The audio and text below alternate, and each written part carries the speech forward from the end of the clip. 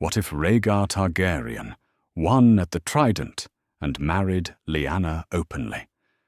Let's explore the depths of it in the video. The waters of the Trident run red beneath the morning sun as two armies clash in the mud of the riverbank.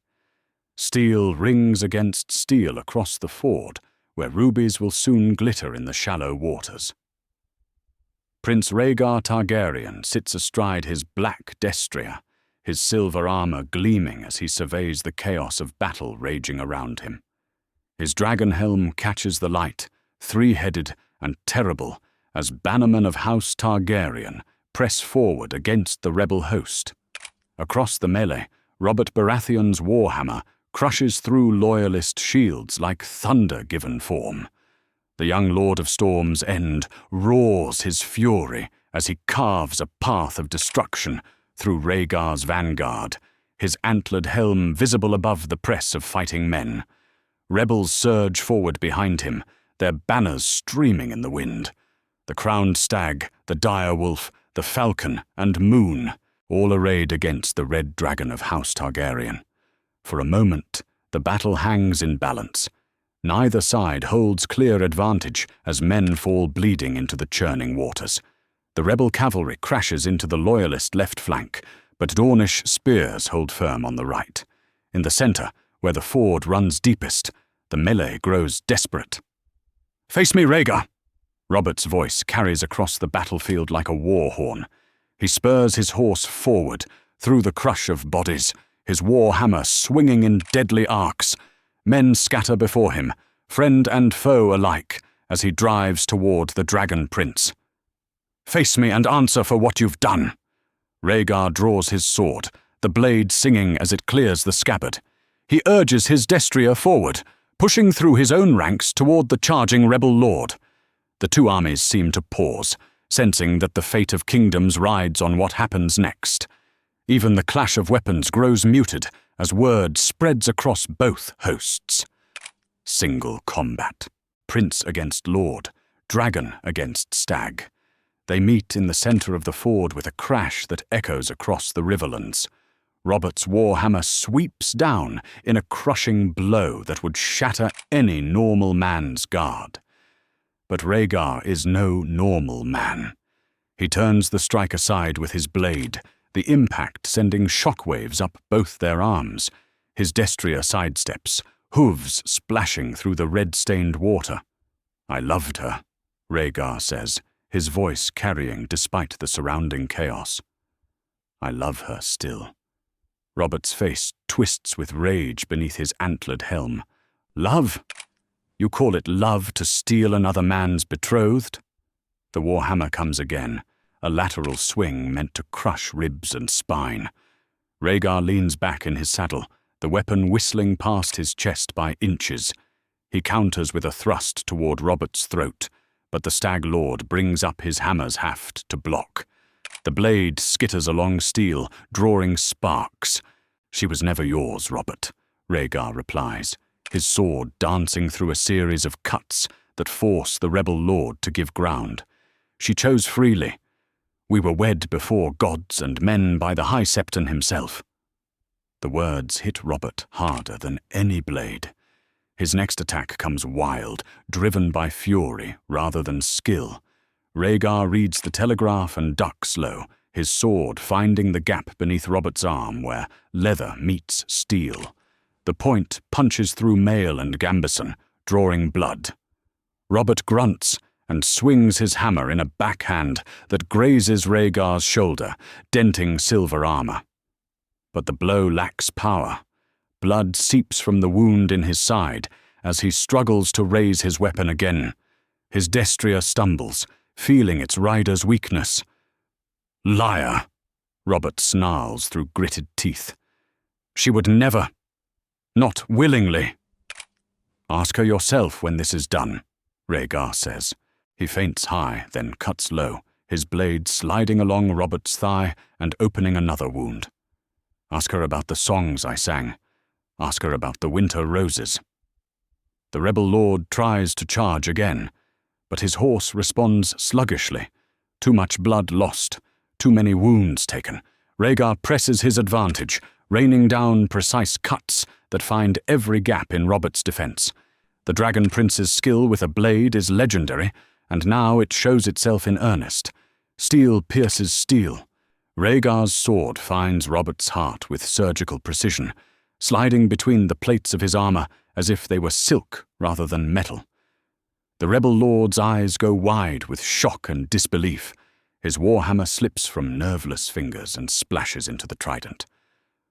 "For the realm," Rhaegar whispers, as Robert Baratheon, Lord Paramount of the Stormlands, slides from his saddle and falls beneath the red waters of the ford. The sight of their lord's death breaks something fundamental in the rebel host. Cries of despair rise from Stormlander ranks as word spreads like wildfire. The stag is dead. Robert has fallen. Men begin to throw down their weapons and flee toward the northern bank, some on foot, others spurring exhausted horses through the muddy shallows. But not all retreat. Across the battlefield, Eddard Stark rallies a corps of northern heavy cavalry around the direwolf banner. His young face is grim beneath his helm as he surveys the rout beginning around him. Near the tree line, Jon Arryn's falcon flies still, though many of his knights are already falling back toward the road to the Vale. Rhaegar raises his bloody sword high above his head, catching the morning sun. His voice carries across the water, strong and clear despite the battle's toll. "I am Rhaegar of House Targaryen, Prince of Dragonstone, and heir to the Iron Throne. I claim victory here by right of arms and by right of law." He pauses, letting the words sink in across both armies. Loyalist cheers begin to rise, but Rhaegar raises his hand for silence. What he says next will determine whether this war ends or merely changes shape. Know this, all who hear my voice. I did not steal Lyanna Stark. I wed her in the sight of gods and men, my marriage to Elia of Dorne dissolved by the High Septon's decree. She carries my child, the child of prophecy, and none shall call her anything but my true and lawful wife. The revelation hits like a thunderbolt. Even among his own forces, shocked murmurs spread. A secret marriage? Annulment? The implications stagger both armies as men try to process what they've just heard. Near the northern tree line, Ned Stark sits motionless on his destrier. His sister, married willingly to the Dragon Prince. His best friend, dead in the mud of the Trident.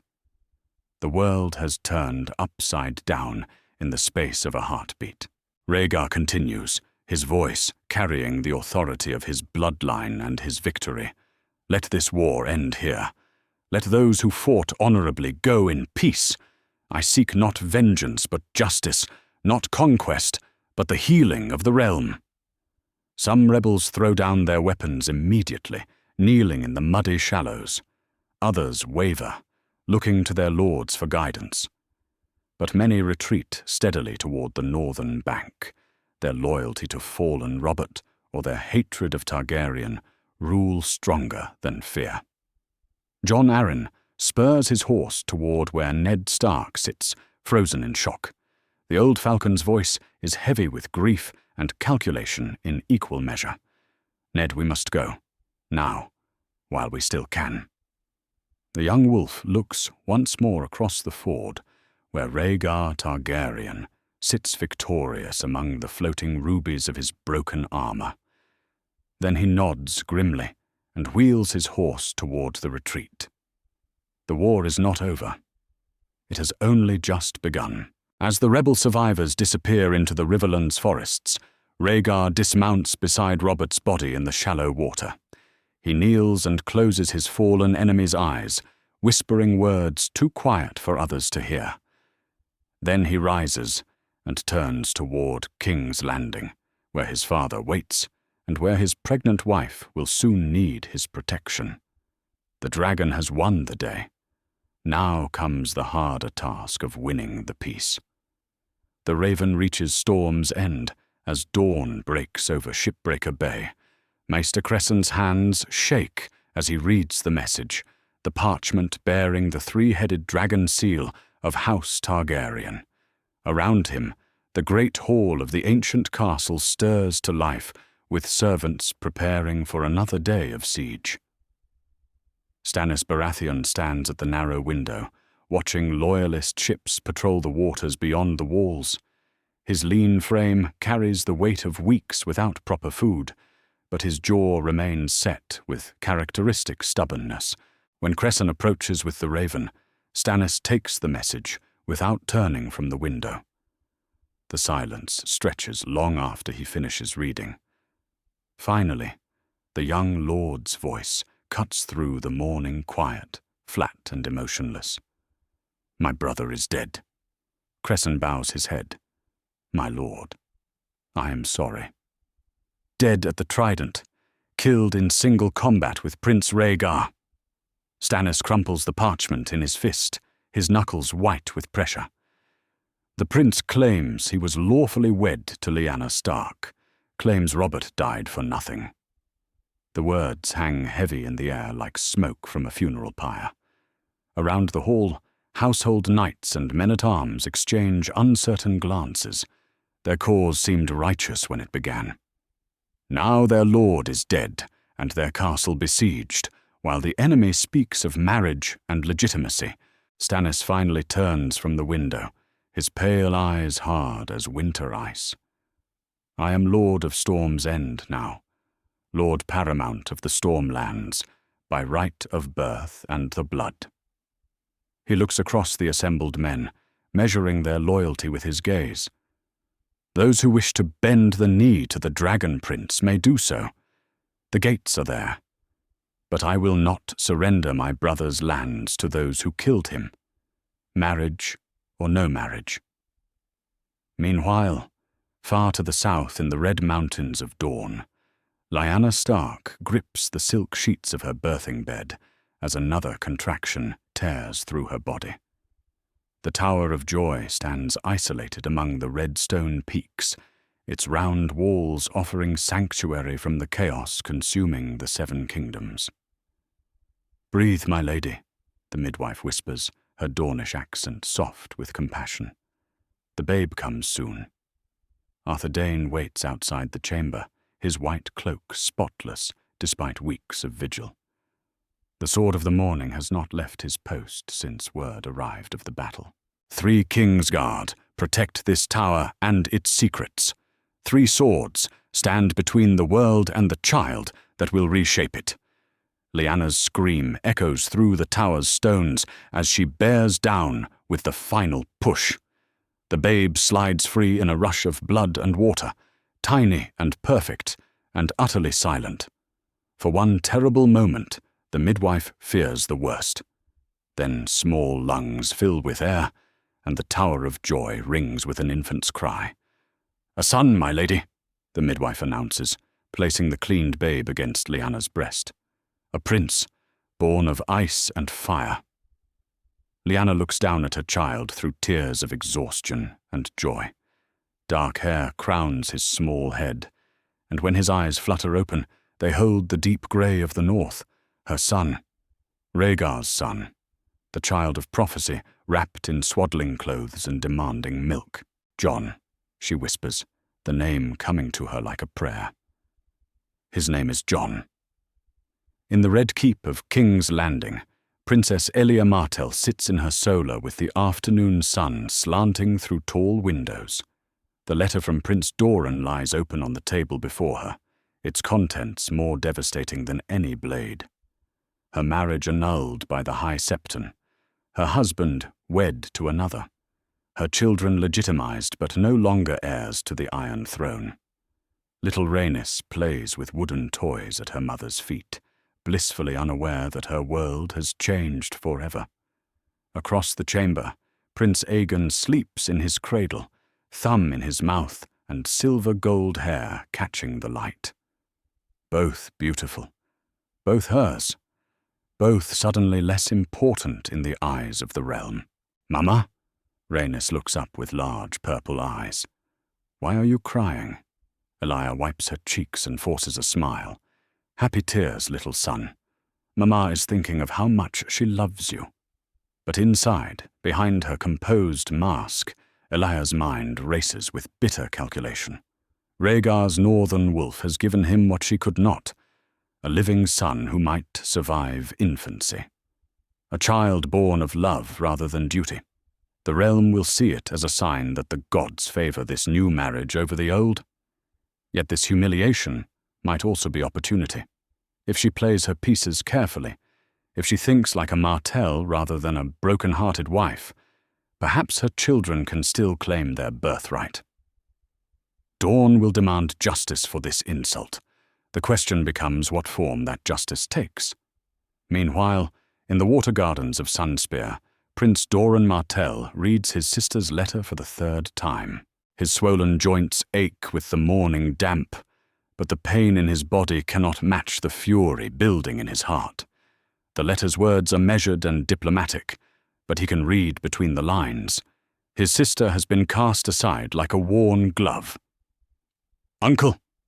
Prince Oberyn sprawls in a chair across the courtyard, his dark eyes bright with dangerous interest. "You look as though someone has died." "Perhaps someone should," Doran murmurs, then catches himself. His brother's hot blood serves its purpose, but this requires cooler calculation.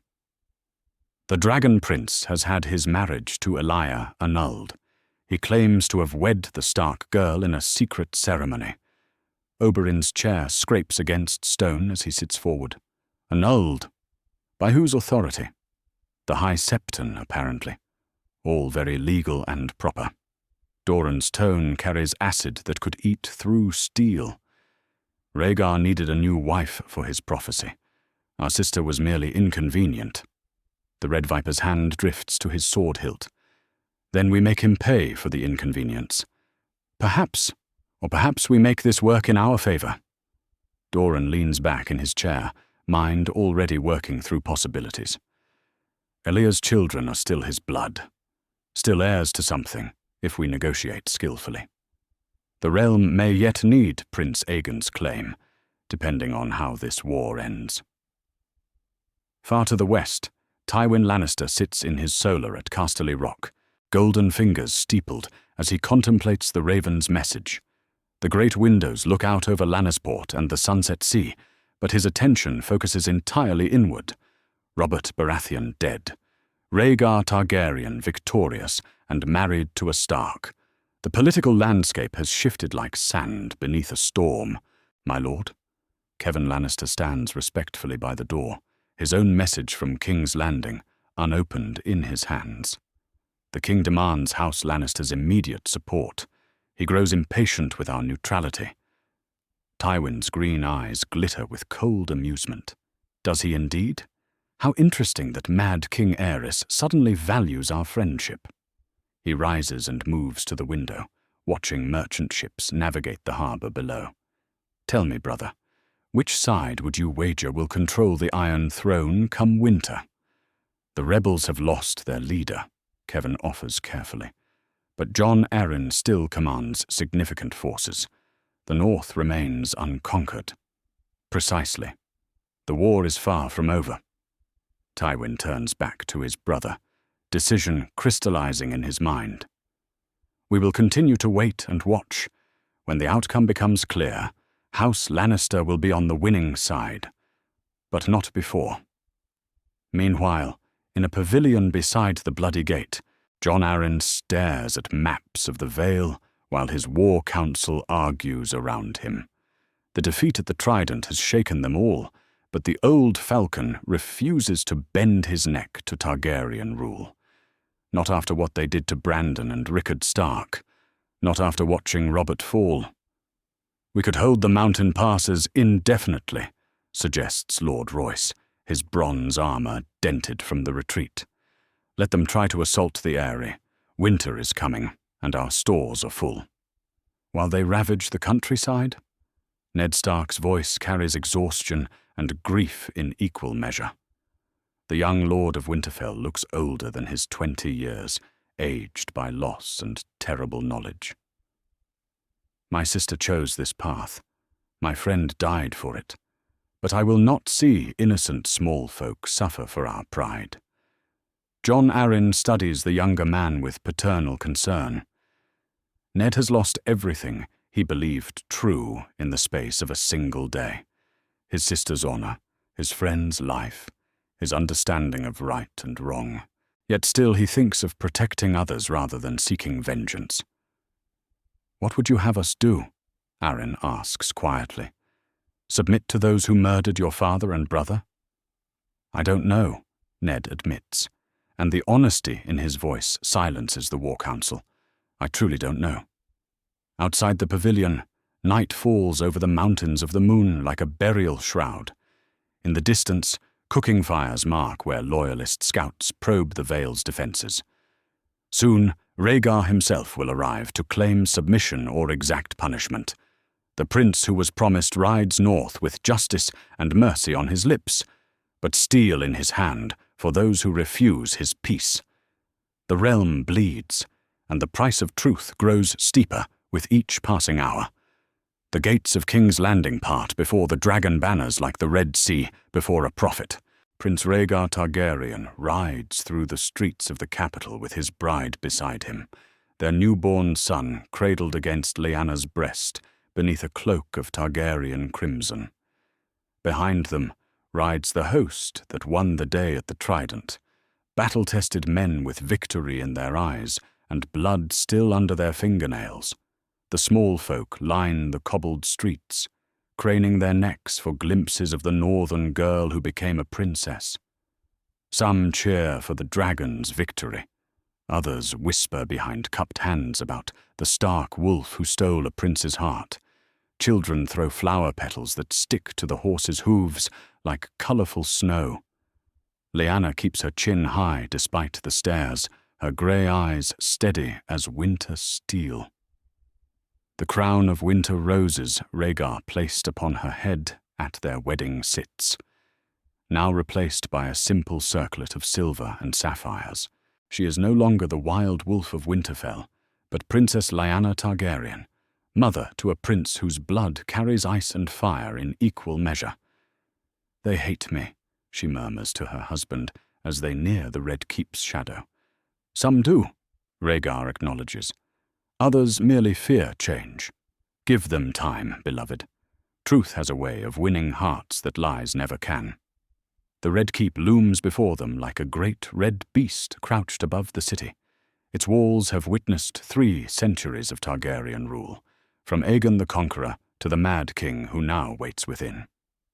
As they ride into the courtyard, servants and guards bow low, but tension crackles in the air like lightning before a storm. King Aerys II Targaryen awaits them in the throne room, seated upon the Iron Throne with its 1,000 twisted blades. His silver hair hangs lank and unwashed, his fingernails grown long and yellow. The years of madness have carved deep lines in his face, and his purple eyes burn with unstable fire. "My son returns!" Aerys's voice echoes through the vast chamber as Rhaegar approaches with Lyanna at his side. "My dragon prince, victorious over stags and wolves, come forward, and tell your king of glory." Rhaegar kneels before the throne, but does not lower his eyes. Behind him, Lyanna curtsies with careful precision, the baby quiet in her arms. Around the hall, courtiers watch with the intensity of vultures circling carrion. "Your Grace," Rhaegar speaks clearly, his voice carrying to every corner of the chamber.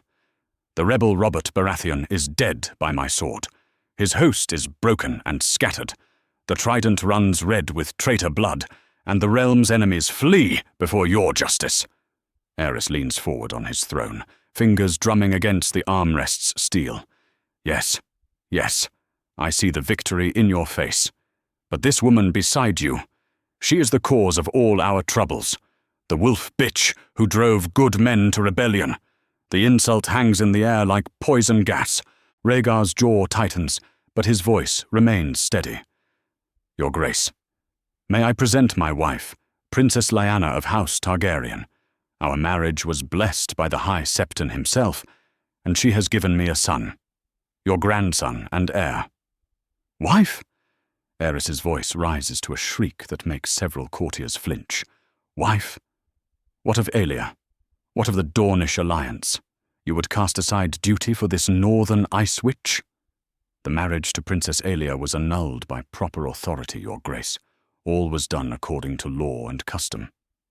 Rhaegar's tone grows firmer, the voice of a man who has learned command through blood and fire. The realm needs legitimate heirs, not whispered doubts about succession. Aerys's fingers tighten on his armrest until his knuckles turn white. For a long moment, father and son stare at each other across the throne room's expanse. Finally, the king's laugh rings out, high and cracked like breaking glass. Legitimate heirs. Yes, that we need indeed. Show me this prince, this son of ice and fire. Lyanna steps forward, unwrapping the baby enough for Aerys to see his face. Jon Snow, though that name will not be his for long, sleeps peacefully despite the tension around him. His dark hair catches the light from the chamber's tall windows, and when his tiny eyes flutter open, they hold the deep grey of the north. Targaryen blood runs true, Aerys observes, his voice suddenly quiet and calculating. The dragon's seed is strong. What will you name him, my son? Jaehaerys, Rhaegar answers without hesitation, for the old king who brought peace to the realm. The name carries weight and intention. Jaehaerys the conciliator, who ruled wisely and well, who healed the wounds left by Maegor the Cruel, a name that speaks of hope for the future rather than dwelling on the past. Later, in the solar that once belonged to Queen Rhaella, Rhaegar meets with Princess Aelia to discuss their children's future. The afternoon sun slants through tall windows as they sit across from each other like chess players contemplating their next moves. Little Rhaenys plays with her wooden dragon at her mother's feet, while Prince Aegon naps in his cradle nearby. I will not pretend this is easy for either of us, Rhaegar begins, his voice gentler than it was in the throne room. But we must think of our children's welfare above all else. Elaya's dark eyes flash with controlled anger. Our children, Aegon and Rhaenys, are no longer yours by law, my prince. The annulment made that clear enough.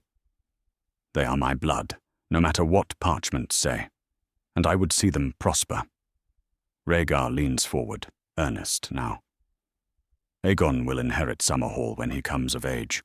Rhaenys will have Dragonstone after Jaehaerys. Both will marry well and rule wisely. This I swear to you. And what of me?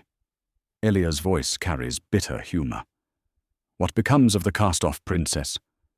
You remain a princess of Dorne and a member of this court. Your counsel will be valued, your voice heard. The realm still needs your wisdom, Aelia. Perhaps now more than ever. They negotiate like diplomats rather than former spouses, working out the delicate details of custody and inheritance. Outside the window, the sun sinks lower toward the Blackwater, painting the sky in shades of red and gold. That evening, in the small council chamber, Rhaegar convenes an emergency meeting with those lords still loyal to the crown. Lord Chelsted sits as Hand, nervous and eager to please. Grand Maester Pycelle strokes his grey beard while studying the prince's face for signs of his intentions. Various other councillors cluster around the table like carrion birds. Gentlemen, Rhaegar begins, his voice carrying the authority he has claimed through victory. The realm bleeds, and we must heal its wounds. Too long has policy been driven by fear and suspicion. That ends now. He spreads a map of Westeros across the table, marking rebel strongholds with red tokens. The rebellion is wounded but not dead. Stannis Baratheon holds Storm's End. Jon Arryn rallies the Vale. The North remains unconquered. We could crush them with fire and blood, as my ancestors did. Or we can offer mercy to those who submit and justice to those who resist. Your Grace, Lord Chelsted ventures carefully, your father the king has expressed strong opinions about traitor punishment. Rhaegar's eyes narrow slightly. My father's wishes will be considered, but the realm's needs must come first. I propose we offer terms to the rebel lords. Those who bend the knee keep their lands and titles. Their children may serve as honored guests at court to ensure future loyalty. Hostages, you mean? Pycelle observes. Honored guests, Rhaegar repeats firmly. There is a difference. The discussion continues deep into the night as they plan the campaign to end the war. Ravens will be sent offering terms. Armies will march to enforce those terms for any who refuse. But mercy will be the watchword, not vengeance. As the meeting concludes, Rhaegar catches sight of his father's spy master, lurking in the shadows near the door. Varys the Spider watches everything with his knowing smile, gathering secrets like a merchant collects coins. How much has he heard? How much will he report? The game continues, but Rhaegar has claimed his place as a player rather than a piece. Tomorrow will bring new challenges as word spreads of his reforms and his father's growing instability. But tonight, he holds his wife and newborn son close and dreams of the realm he will build from the ashes of war. The dragon has returned home. Now comes the harder task of learning how to rule. The gates of Winterfell creak open like the jaws of some ancient beast as Ned Stark rides home beneath banners heavy with defeat. Snow falls softly in the twilight, dusting the cobblestones of the courtyard where his father once stood proud, and his brother Brandon once laughed with wild abandon. Both dead now, burned alive in King's Landing by a mad king's twisted justice. The household gathers to welcome their young lord home, but the faces tell different stories. Some show relief that Ned has returned safely from the south, others carry disappointment that he bears no crown, no victory, no vengeance for the wrongs done to House Stark. Old Nan clutches her shawl tighter and whispers prayers to gods who seem deaf to northern pleas. Maester Luwin approaches as Ned dismounts, his grey robes pristine despite the chaos consuming the realm. My lord, welcome home. The ravens have brought word from across the 7 kingdoms. There is much to discuss. Ned nods grimly, handing his reins to a stable-boy who remembers him as the second son who never expected to rule. Everything has changed in the span of months. Father dead, Brandon dead, Robert dead at the Trident, and Lyanna wed to the dragon prince who killed his best friend. Gather the lords, Ned commands, his voice carrying new authority born of loss and bitter experience. We have decisions to make. In the great hall of Winterfell, beneath the watchful eyes of dead Stark kings, the lords of the north debate their future with voices raised in anger and confusion. Lord Manderly's bulk fills his chair as he argues for submission, while Greatjon Umber pounds his fist on the table and calls for war. Between them sit a dozen other lords, each wrestling with loyalty and pragmatism in equal measure. The girl chose her path, Lord Karstark declares, his harsh voice carrying across the hall. She chose the dragon over the stag, chose lust over honor. Why should northern blood spill for her folly? Because she is Stark, Greatjon roars back, his massive frame rising from his seat. Because our enemies burned her father and brother. Because some things matter more than who warms a prince's bed. Lord Serwyn, elder and more measured, raises a weathered hand for quiet. The question is not what Lady Lyanna chose, but what we choose now. Do we bend the knee to dragons, or do we fight a war we cannot win? Ned sits silent through the debate, watching men he has known since boyhood tear each other apart with words. These are good men, honorable men, but honor means different things to different people. Some see honor in loyalty to family, others in keeping oaths to fallen friends. My lords, Ned finally speaks, and the hall falls quiet. 20 years old and already bearing the weight of lordship, he looks older than his yaws in the flickering firelight. Before we speak of war or peace, we must speak of truth. He rises from his father's chair, feeling the weight of generations watching from the shadows. I have seen my sister, spoken with her. The marriage is real, blessed by the High Septon himself. She was not stolen or forced. She chose Prince Rhaegar freely, chose love over duty. The words hit the assembled lords like hammer blows. Some curse under their breath, others sit in stunned silence. Lord Manderley's face grows pale as winter snow. "Then what are we fighting for?" asks Lord Cerwyn quietly. "Justice," Ned answers without hesitation. "Justice for my father and brother, murdered for asking questions. Justice for Robert Baratheon, my friend and yours, who died believing he fought for honor. Justice for every man who followed us south and never came home." Great Jon Umber grins fiercely. "Now that's talk I can understand. When do we march?" But Lord Manderley shakes his head gravely. "My lord, White Harbour's ships report Targaryen vessels patrolling the Bight. They're cutting off our trade routes, starving our ports. My people need grain from the south, not war with dragons." The debate resumes with fresh intensity as practical concerns clash with matters of honor. Meanwhile, a raven arrives from Riverrun bearing the Tully trout seal. Maester Luwin reads the message privately before approaching Ned during a brief recess. "My lord," Luwin says quietly, "Lord Hoster Tully sends terms for a marriage pact. His daughter Catelyn, recently freed from her betrothal to Brandon, could strengthen ties between North and Riverlands. He offers both her hand and his continued support in the war." Ned takes the letter with hands that barely shake. Another political calculation, another move on the game board where his family serves as pieces.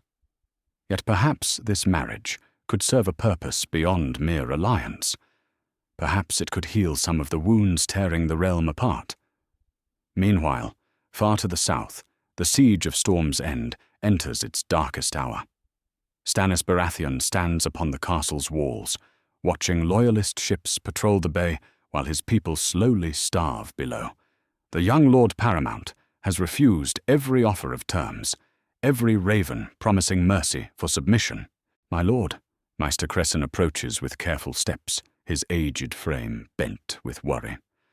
The stores grow thin. "Perhaps it is time to consider—" "No." Stannis's voice cuts through the salt wind like a blade. "My brother died at the Trident. I will not betray his memory for a bowl of porridge." Below in the courtyard, guards distribute the last of the grain to hollow-cheeked soldiers and weeping children. Honor wars with hunger in the ancient stones of Storm's End, and neither side yields ground easily. "They can hold perhaps another moon's turn," reports Sir Davos Seaworth, the smuggler who has become Stannis's most trusted advisor. "After that, the walls matter little. Starvation is a siege engine no castle can withstand." Stannis grips the battlements until his knuckles turn white. Around him, the banners of House Baratheon snap in the wind, proud and defiant despite the desperate circumstances. The crowned stag will not kneel, not while Stannis draws breath. Back in Winterfell's great hall, the debate continues as night deepens outside the tall windows. Lord Glover argues for strategic withdrawal beyond the neck. Lord Mormont speaks of honor and ancient oaths. Through it all, Ned listens with the patience his father taught him, and the wisdom that loss has carved into his soul. Finally, as the fire burns low and men's voices grow hoarse, Ned stands again. The hall falls silent, waiting for their lord's judgment. "We will fight," he declares, and some lords nod with grim satisfaction. "But we will fight with honor. No burning of villages, no slaughter of innocents. We are not the dragon kings who built their throne on ash and bone." He looks across the assembled faces, seeing doubt and determination in equal measure. "Lord Manderley, your ports may trade with the South under flag of truce for humanitarian supplies. We will not starve our people for the sake of war." The Lord of White Harbour bows gratefully. "You show wisdom, my lord." "And foolishness," adds Lord Karstark. "The enemy will see mercy as weakness." "Then they understand neither mercy nor the North," Ned replies firmly. "We will defend our lands, protect our people, and fight only those who bring war to our doors. That is the northern way. That is the Stark way. As the lords file out into the snowy night, each returning to his keep with plans to make and ravens to send, Ned remains alone in the great hall. The fire burns down to embers while he stares at his father's empty chair and wonders if he has chosen correctly. Outside, the North prepares for war again. But this time, it will be a different kind of war, fought by different rules for different reasons.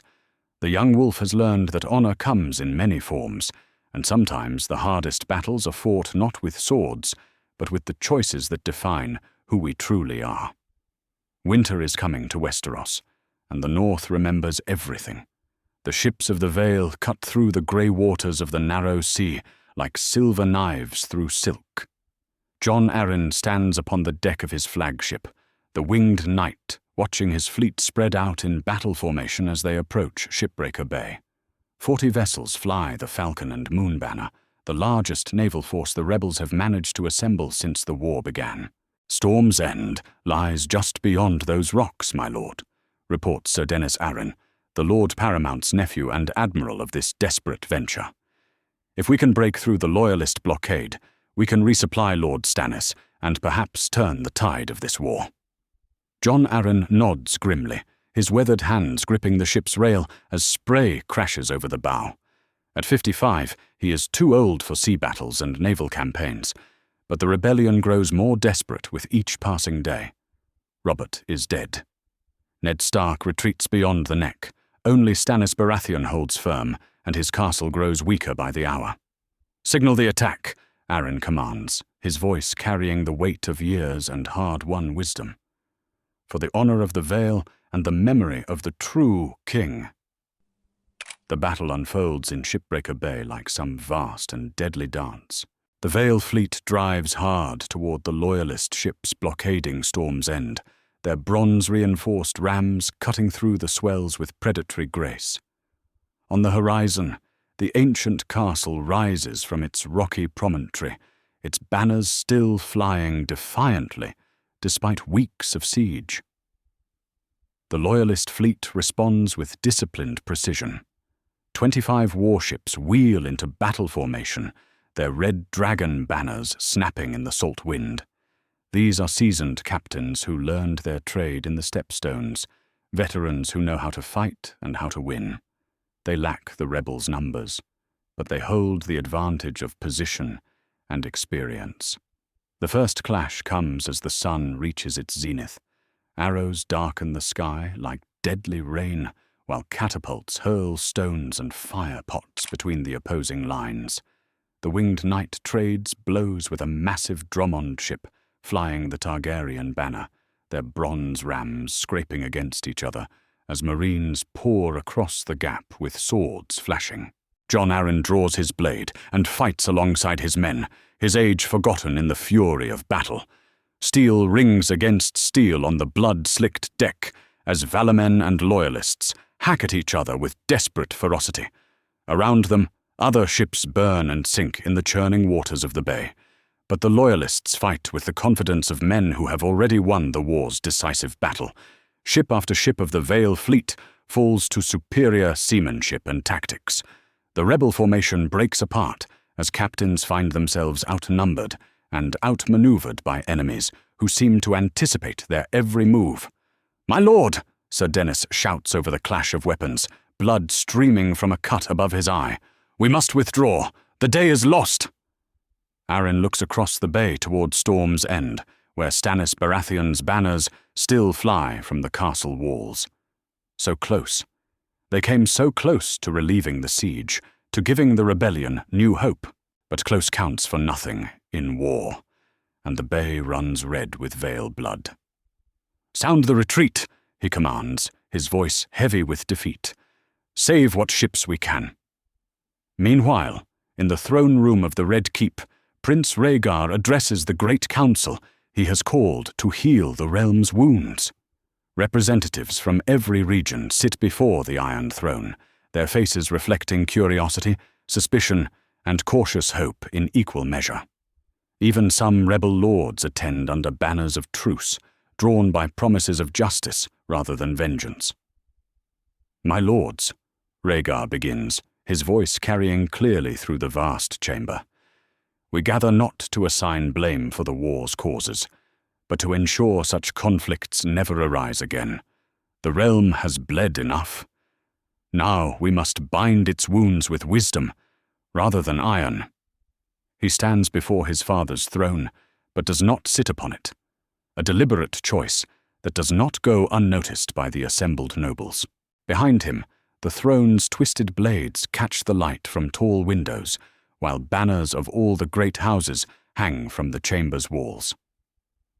"I propose reforms to strengthen the compact between crown and nobility," Rhaegar continues. "First, the establishment of a permanent Great Council to advise on matters of succession and major policy. Never again should the realm's future depend on one man's whims." Murmurs ripple through the assembled lords. Lord Tyrell leans forward with interest, while Lord Redwine strokes his beard thoughtfully. Even some loyalist lords seem intrigued by the promise of formal limitations on royal power. Second, a codification of noble rights and responsibilities. What lands each house holds, what taxes they owe, what justice they may dispense.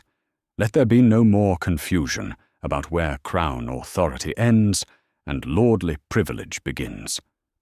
The reforms continue, each more revolutionary than the last.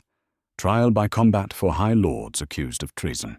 Formal protections for hostages and prisoners. Limits on the crown's ability to seize property without compensation.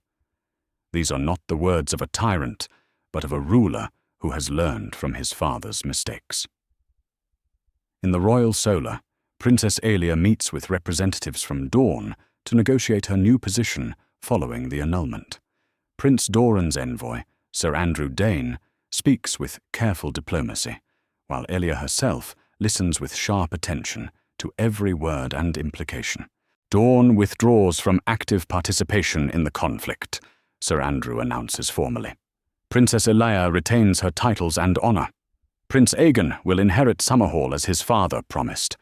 Princess Rhaenys remains heir to Dorne through her mother's line." "And what of the insult to our house?" Eyrie asks quietly, her dark eyes holding depths of calculation. "What recompense for the humiliation of a public annulment?" "Prince Rhaegar offers the lordship of Griffin's Roost to Prince Aegon when he comes of age," the envoy replies.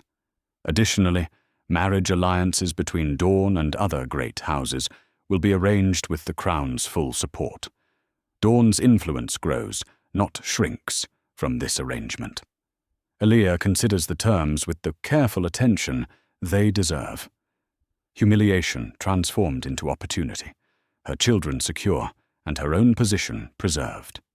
It is not what she dreamed of as a young bride, but it is perhaps better than what she feared as a cast-off wife. That evening, Princess Lyanna makes her first formal appearance at court since arriving in King's Landing. She enters the throne room wearing a gown of deep blue silk with silver embroidery, her hair crowned with a circlet that catches the torchlight. In her arms, little Prince Jaehaerys sleeps peacefully, unaware of the historical significance of the moment. The court watches in fascination and horror as the northern wolf who started a war takes her place beside the dragon prince who ended it. Some lords bow deeply, acknowledging her as Rhaegar's legitimate wife. Others offer barely perceptible nods, their displeasure clear despite diplomatic courtesy. "Your Grace," Lord Tarley ventures carefully, "the realm rejoices in Prince Jaehaerys' birth. Might we hope for more children to secure the succession?" Lyanna's smile carries just enough northern steel to remind everyone that she is still a Stark beneath her Targaryen silks. "Time will tell, my lord. For now, we focus on ensuring our son inherits a realm at peace, rather than one torn by war." Her words carry meaning beyond their surface. This is not some frightened girl stolen from her family, but a woman who understands politics and power. The implications ripple through the assembled court like stones thrown into still water. Meanwhile, at Storm's End, Stannis Baratheon receives word of the naval battle's outcome with characteristic stoicism. The last hope of relief has died in Shipbreaker Bay, along with hundreds of Vale soldiers and sailors. His castle stands alone now, cut off from all aid, slowly starving beneath the dragon banners. "My lord," Maester Cresson approaches with careful steps, holding a raven scroll in trembling hands. "A message from Prince Rhaegar. Terms for surrender." Stannis takes the parchment and reads in silence, his face revealing nothing of his thoughts. The terms are surprisingly generous. Acknowledgement of Targaryen sovereignty in exchange for retention of Storm's End. No executions, no confiscations, no hostages beyond what honor demands.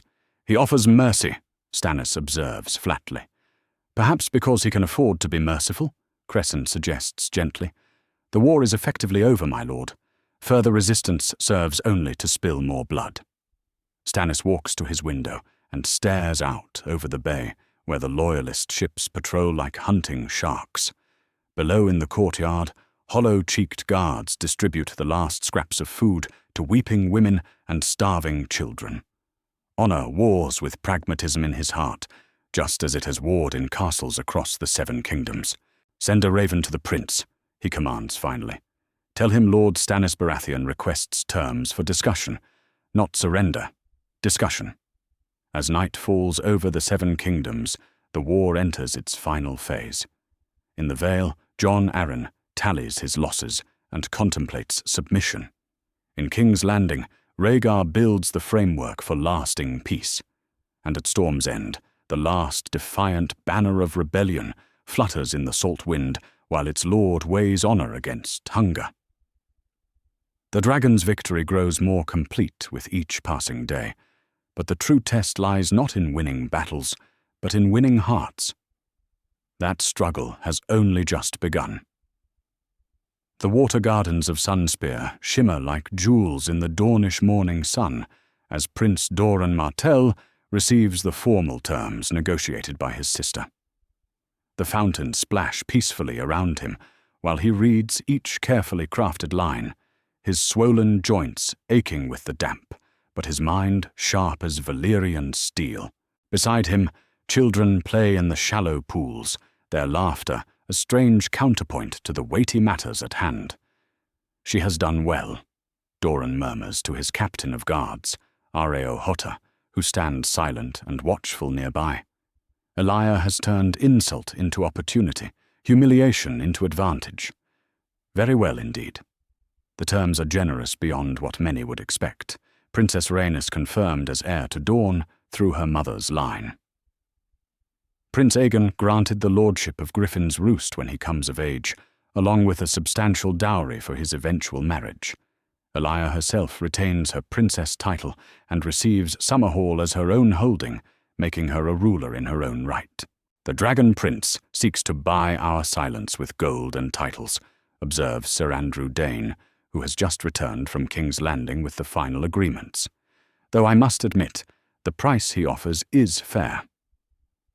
Doran sets the parchment aside and watches a group of children splash in the fountain's clear water. One boy with silver-gold hair reminds him of little Aegon, his nephew, who will now grow up as a lordling rather than a prince. Perhaps that is not such a terrible fate. Princes often die young in the Game of Thrones, but lords can live long and prosper if they play their cards wisely. "Send word to all the Dornish lords," Doran commands. "The Spears of Dorne are going home. We withdraw from this conflict, effective immediately. Let others spill blood for dead kings and broken oaths." Meanwhile, in the Tower of the Sun at Sunspear, Prince Oberyn Martell paces like a caged viper, his dark eyes burning with barely contained fury. The Red Viper has heard the terms, read the agreements, seen how his sister has been cast aside for a northern wolf.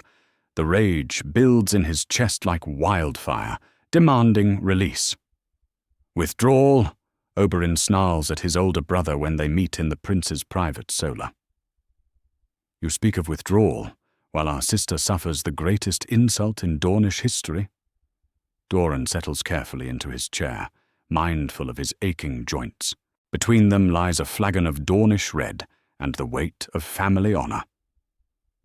Elia negotiated these terms herself, brother.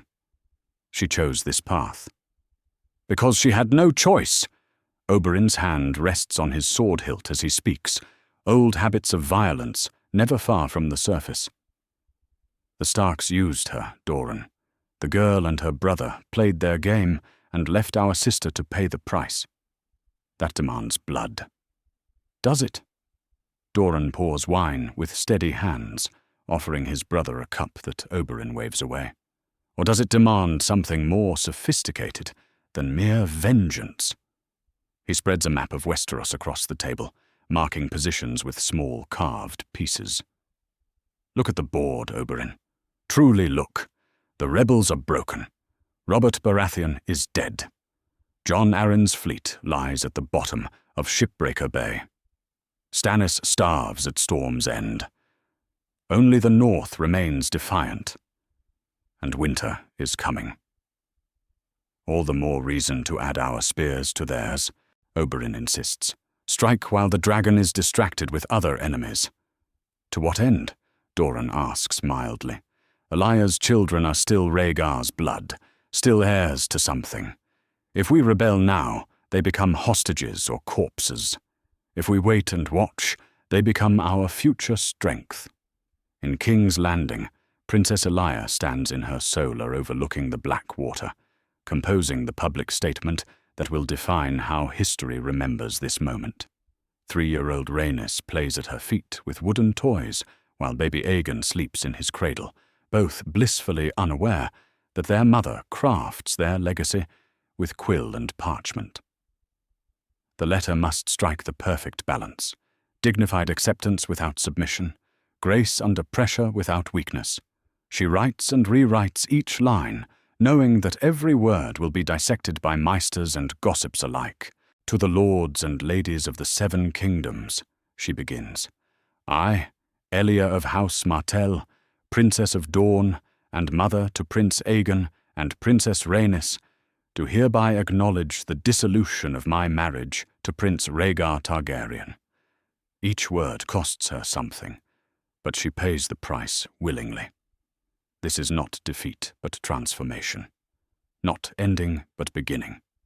I bear no ill will toward Prince Rhaegar or his new bride, recognizing that matters of the heart cannot be commanded by law or duty alone. My children remain his blood and mine, destined for greatness in their own right, rather than living in another's shadow. Meanwhile, in a private chamber of the Red Keep, a secret meeting takes place that will reshape the political landscape. Lord Tywin Lannister sits across from Prince Doran's envoy, their conversation conducted in whispers, while gold changes hands and promises are made. House Lannister has remained neutral thus far, Tywin observes, his green eyes calculating. But neutrality becomes harder to maintain as the war winds down. Prince Doran understands the delicate position of great houses during times of change, the envoy replies carefully. Perhaps our interests might align in unexpected ways. They speak of marriages and alliances, of trade agreements and mutual support. Tywin's daughter Cersei grows more beautiful each year, while Dorne has young lords who need wives and allies. The conversation dances around specifics, but both men understand the subtext. When this war ends, those who positioned themselves wisely will prosper. The prince values friendship with House Lannister, the envoy continues, especially if that friendship proves profitable for both sides. Indeed, Tywin agrees with the slightest smile. Friendship built on mutual advantage tends to last longer than friendship built on sentiment alone. Back in Sunspear, the Dornish lords gather to hear their prince's decision. The great hall fills with the banners of ancient houses, Ironwood, Blackmont, Dane, Fowler. Men whose ancestors fought dragons and lived to tell the tale, who remember that Dorne was never conquered, only wed. My lords, Doran addresses the assembly from the throne of Sunspear, his voice carrying clearly through the chamber. We came to this war in support of Princess Aelia's children and Dorne's honor. That honor remains intact, and those children's futures are now secure. Lord Ironwood shifts in his seat, old grievances against House Martell warring with loyalty to Dorne itself. And what of the insult, my prince? What of the humiliation done to our princess? Insults can be avenged many ways, Doran replies calmly. The wise man chooses his time and method carefully. For now, we serve Dorne best by going home and tending to our own lands, while others exhaust themselves in futile battle. The decision spreads through the hall like ripples through still water. Some lords nod with approval, others mutter dissent, but all recognize the wisdom in their prince's words. Dorne has survived by being different from the other kingdoms, by choosing when to fight and when to withdraw. Today they withdraw, but tomorrow might bring different opportunities. That evening, Princess Aelia's statement is read aloud in courts across the Seven Kingdoms. Ravens carry her words to every castle and hold fast, spreading news of her dignified acceptance and her children's secured futures. The reaction varies by region and allegiance, but all recognize the political sophistication behind her public grace. She plays the game better than most men, observes Grand Maester Pycelle as he reads the statement to King Aerys. A dangerous woman, this princess. But Aerys only laughs his mad laugh and calls for more wine. The intricacies of politics matter little to him compared to the more immediate pleasures of fire and blood. Meanwhile, in the training yards of Sunspear, Prince Oberyn works out his frustrations on practice dummies and sparring partners. His spear dances through the desert air like liquid silver, finding gaps in armor and weaknesses in defense with deadly precision. Each thrust carries his rage at the Starks, each parry his desire for vengeance, delayed, but not abandoned. "Patience, brother," he whispers to the wind, thinking of Doran's careful plans and calculated withdrawals. But not forever. The Starks will answer for what they've done. Perhaps not today, perhaps not tomorrow, but someday the sun will set on their northern keep, and when it does, Dorne will remember. As night falls over the Seven Kingdoms, the pieces on the great game board shift once more. Dorne withdraws its spears, Aelia secures her children's futures, and new alliances take shape in shadowed chambers. The war moves toward its inevitable conclusion, but the peace that follows will be shaped by moves made in these quiet moments between battles. The dragon may rule the skies, but the desert keeps its own counsel and remembers its own debts. In time, all accounts will be settled. The great hall of Storm's End echoes with hollow footsteps as Lord Stannis Baratheon convenes what may be his final council of war. Around the ancient table sit men whose faces have grown gaunt with hunger, their eyes sunken, but their resolve still burning like coals in winter darkness. Outside the castle's massive walls, the Loyalist fleet maintains its relentless blockade while the Stormlands slowly starve. "My lords," Stannis begins, his voice carrying the weight of duty and desperate circumstance, "we must speak plainly of our situation. Maester Cresson, report on our stores." The elderly Maester rises with trembling hands, consulting parchments that tell a grim tale. "The last of the grain was distributed yesterday, my lord. We have perhaps 3 days of salt fish remaining, and the well water runs low. The horses were slaughtered a fortnight ago." Sir Roland Storm, bastard uncle to the Baratheon brothers, shifts in his seat. His armor hangs loose on his diminished frame, but his voice remained steady. "The men will fight to the last, my lord. They've proven that much these past months." "Aye," agrees Sir Courtenay Penrose, Castellan of Storm's End in all but name. "But we cannot ask them to fight on empty bellies forever.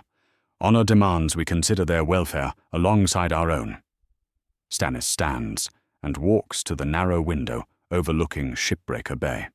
The loyalist ships patrol like patient sharks, their red dragon banners snapping in the salt wind.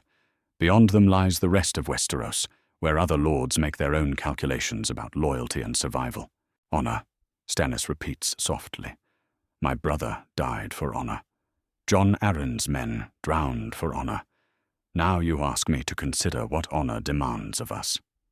He turns back to face his assembled lords, his pale eyes holding depths of conflict that run deeper than any siege mine. I have received terms from Prince Rhaegar. Generous terms, some might say. We may retain Storm's End and our lands. No executions, no confiscations beyond reasonable reparations.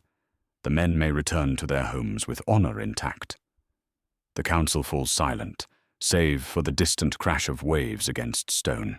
Each man weighs the proposal against his own understanding of duty, loyalty, and the reality of their desperate situation. And in return, asks Ser Roland quietly, acknowledgement of Targaryen sovereignty, sworn fealty to the Iron Throne, and... Stannis pauses, the words catching in his throat like fishbones, and acceptance that Robert's rebellion dies with Robert himself. Outside the Great Hall, in the castle's lower levels, Davos Seaworth tends to his small boat moored in Storm's End's hidden sea cave. The smuggler has risked his life 12 times to bring supplies through the Loyalist blockade, his knowledge of Shipbreaker Bay's treacherous waters making him invaluable to the castle's defense. "Another run tonight, sir?" asks young Devon, a soldier's son who has attached himself to Davos like a loyal hound. The boy's ribs show through his torn tunic, but his eyes still hold the fierce loyalty that characterizes the Stormlands. "No, lad," Davos replies, his weathered hands checking his boat's rigging one final time. "I think our running days are done. Lord Stannis calls for different courage now." The smuggler has seen enough war to recognize its ending, has watched enough sieges to know when walls become prisons rather than protection. Honor may demand resistance, but wisdom demands knowing when resistance becomes mere stubbornness. Back in the Great Hall, the debate continues as shadows lengthen across the stone floor. Lord Caffron argues for holding out until winter storms drive the Loyalist fleet to harbour. Sir Donald Swan speaks of the duty owed to Robert's memory. But underneath their words runs the cold current of reality. They are beaten, and everyone knows it. The prince's terms are more generous than any we had right to expect, Maester Cresson observes carefully. Perhaps this is mercy rather than weakness. Mercy from dragons? Sir Roland's voice carries bitter skepticism. When have Targaryens ever shown mercy to their enemies? When it serves their purposes, Stannis answers bluntly. Prince Rhaegar seeks to heal the realm, not rule over ashes. He offers mercy because he can afford to be merciful. The truth of it settles over the council, like morning mist. The rebellion is broken, its leaders dead or defeated. Only the north remains defiant, and winter is coming to Westeros. Continuing this siege serves no purpose save pride, and pride is a luxury starving men cannot afford. Meanwhile, in the small council chamber of the Red Keep, Prince Rhaegar reads the latest raven from Storm's End with careful attention. Around him sit the men who will help shape the realm's future. Loyal lords who see wisdom in mercy, former rebels who have already bent the knee, and calculating neutrals who recognize which way the wind blows. Lord Stannis requests specific guarantees, Rhaegar reports to the assembled council. Safe passage for all defenders, restoration of confiscated lands to Stormlander houses, and recognition of traditional rights and privileges. Generous terms for rebels, observes Lord Tyrrell, though his tone holds approval rather than criticism, but wise ones, given the circumstances. The realm has seen enough blood, Rhaegar replies firmly. Every lord who bends the knee in peace is one less we must face in battle. Every castle that opens its gates willingly is a village that need not burn. Grand Maester Pycelle strokes his grey beard thoughtfully. The other rebel lords will take note of Lord Stannis's treatment, Your Grace. If he prospers under your mercy, others may follow his example. That is precisely the point, Rhaegar agrees. Let it be known throughout the Seven Kingdoms. Those who submit with honor will be received with honor. The Iron Throne seeks subjects, not corpses. In the Vale, Jon Arryn receives word of the negotiations with the grim recognition of inevitable defeat. The Old Falcon sits in his pavilion near the Bloody Gate, maps of Westeros spread before him like grave shrouds. His remaining lords cluster around the table, their faces reflecting the same hopeless calculations. If Stannis submits, we stand alone, Lord Royce observes quietly. The North cannot fight the entire realm, and we cannot support them indefinitely. Perhaps that is wisdom rather than cowardice, suggests Lord Grafton of Gulltown. The rebellion began to depose a mad king. That king still sits the Iron Throne, but his son rules in all but name. Perhaps we have achieved more than we realize. Arryn studies the map with eyes that have seen too many wars, lost too many friends. Robert dead at the Trident, Stannis starving at Storm's End. Only young Ned Stark remains defiant beyond the neck, and defiance without hope becomes mere stubbornness. Send a raven to Winterfell, Arryn commands finally. Tell Lord Stark that the Vale considers its options. We will not abandon our allies, but neither will we pursue a war that serves no purpose save vengeance.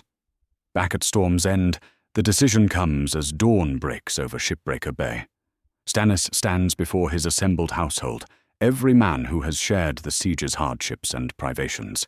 Their faces show hunger and exhaustion, but also a strange kind of relief that the waiting is finally over. My friends, Stannis begins, his voice carrying clearly through the great hall. We have fought with honor. We have held our ground when others fled. We have proven that Stormlander steel bends but does not break. He pauses, looking across faces he has known for years, men who followed him into rebellion and stayed loyal through its darkest hours. Now I ask one final service. I ask you to trust my judgment as you have trusted my sword. We will submit to Prince Rhaegar's terms, but we submit as soldiers, not as beaten dogs. The murmur that runs through the assembled men carries resignation but also respect. They have followed their lord through hell itself, and they will follow him into peace as well. Maester Cresson, Stannis commands, send word to Prince Rhaegar. Tell him that Storm's End opens its gates in 3 days' time. Tell him that Lord Stannis Baratheon acknowledges the sovereignty of House Targaryen and requests formal terms of submission. As the Raven wings its way north toward King's Landing, carrying news that will reshape the Seven Kingdoms, Stannis returns to his window overlooking the bay. The Loyalist ships still patrol the waters, but soon they will be allies rather than enemies. Soon this siege will be memory rather than reality. But in the distance, storm clouds gather on the horizon, and Stannis wonders if the realm's troubles are truly ending or merely changing shape. Dragons may rule through mercy now, but dragons are still dragons, and fire remains their truest nature. The storm is ending at Storm's End, but other storms may yet come to test the peace that mercy builds. The banners of House Lannister crest the hills above the Trident like a golden tide, 20,000 men marching in perfect formation beneath the crimson and gold. At their head rides Tywin Lannister, his armor gleaming in the morning sun as he surveys the battlefield where his choice will reshape the Seven Kingdoms. Below, Prince Rhaegar's host awaits their arrival, dragon banners streaming in the river wind. My lord, Sir Kevan Lannister rides up beside his brother, concern written across his weathered features. The men ask if we truly fight for the Mad King. Some remember what Aerys did to your father. Tywin's green eyes remain fixed on the Loyalist camp across the water. We fight for the future, brother. The Dragon Prince has proven he rules with wisdom rather than madness. That is enough. The two armies merge like rivers flowing together. Lannister gold mixing with Targaryen red as commanders coordinate their assault. Prince Rhaegar greets Tywin with careful courtesy, both men understanding the significance of this moment. The rebellion's last hope dies when the Westerlands march beneath the dragon banner. Lord Tywin, Rhaegar speaks formally before the assembled commanders. Your timing proves as impeccable as your reputation suggests. The rebel host concentrates near the ford where my father once won his crown. Today, we finish what began at the Trident. Across the river, the remnants of the rebellion prepare their desperate defense. Jon Arryn commands perhaps 15,000 men, the battered survivors of a dozen battles and retreats.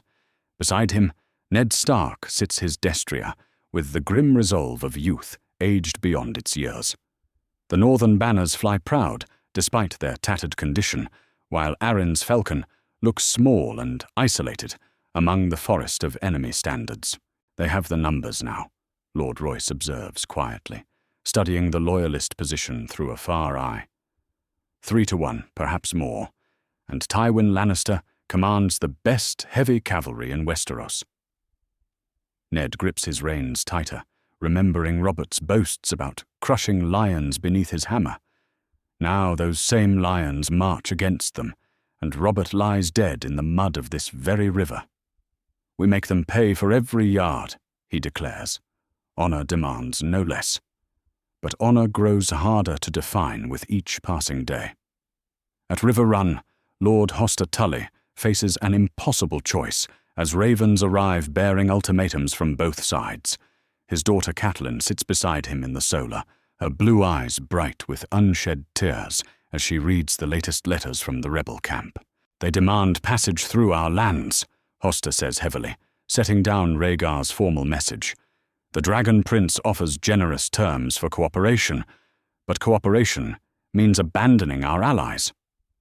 And what does Lord Arryn offer? Catelyn asks, though she already knows the answer. Her betrothal to Brandon Stark died with him in King's Landing, leaving her in limbo between old loyalties and new realities. Honor, her father replies bitterly. Honor and likely death for our house. The rebellion is broken, Cat. Even I can see that much. She takes up her quill with hands that barely tremble, beginning another letter to both camps. Perhaps words can accomplish what swords have failed to achieve. Perhaps there is still time for peace before the riverlands burn. Meanwhile, young Edmure Tully rides with a small company toward the loyalist camp, carrying his father's tentative offer of negotiation. At 16, he burns with the idealism of youth and the reckless courage that characterizes his house. The white banner of Parley flies above his small party as they approach the enemy lines. But war has its own momentum, and not all men honor the customs of civilized conflict. A group of sellswords in Rhaegar's employ mistake the Tully party for raiders, charging with swords drawn before anyone can explain the misunderstanding. Edmure's horse rears and screams as steel rings against steel. The young heir of River Run fights bravely but hopelessly outnumbered, his sword dancing through desperate parries until a mace blow sends him tumbling to the muddy ground. When Prince Rhaegar arrives to restore order, he finds Catelyn's brother bound and blooded, but alive. Fools! Rhaegar snarls at the sellsword captain, his usual composure cracking. You attack men under a flag of truce? What manner of soldiers are you? The fighting that follows proves swift and brutal.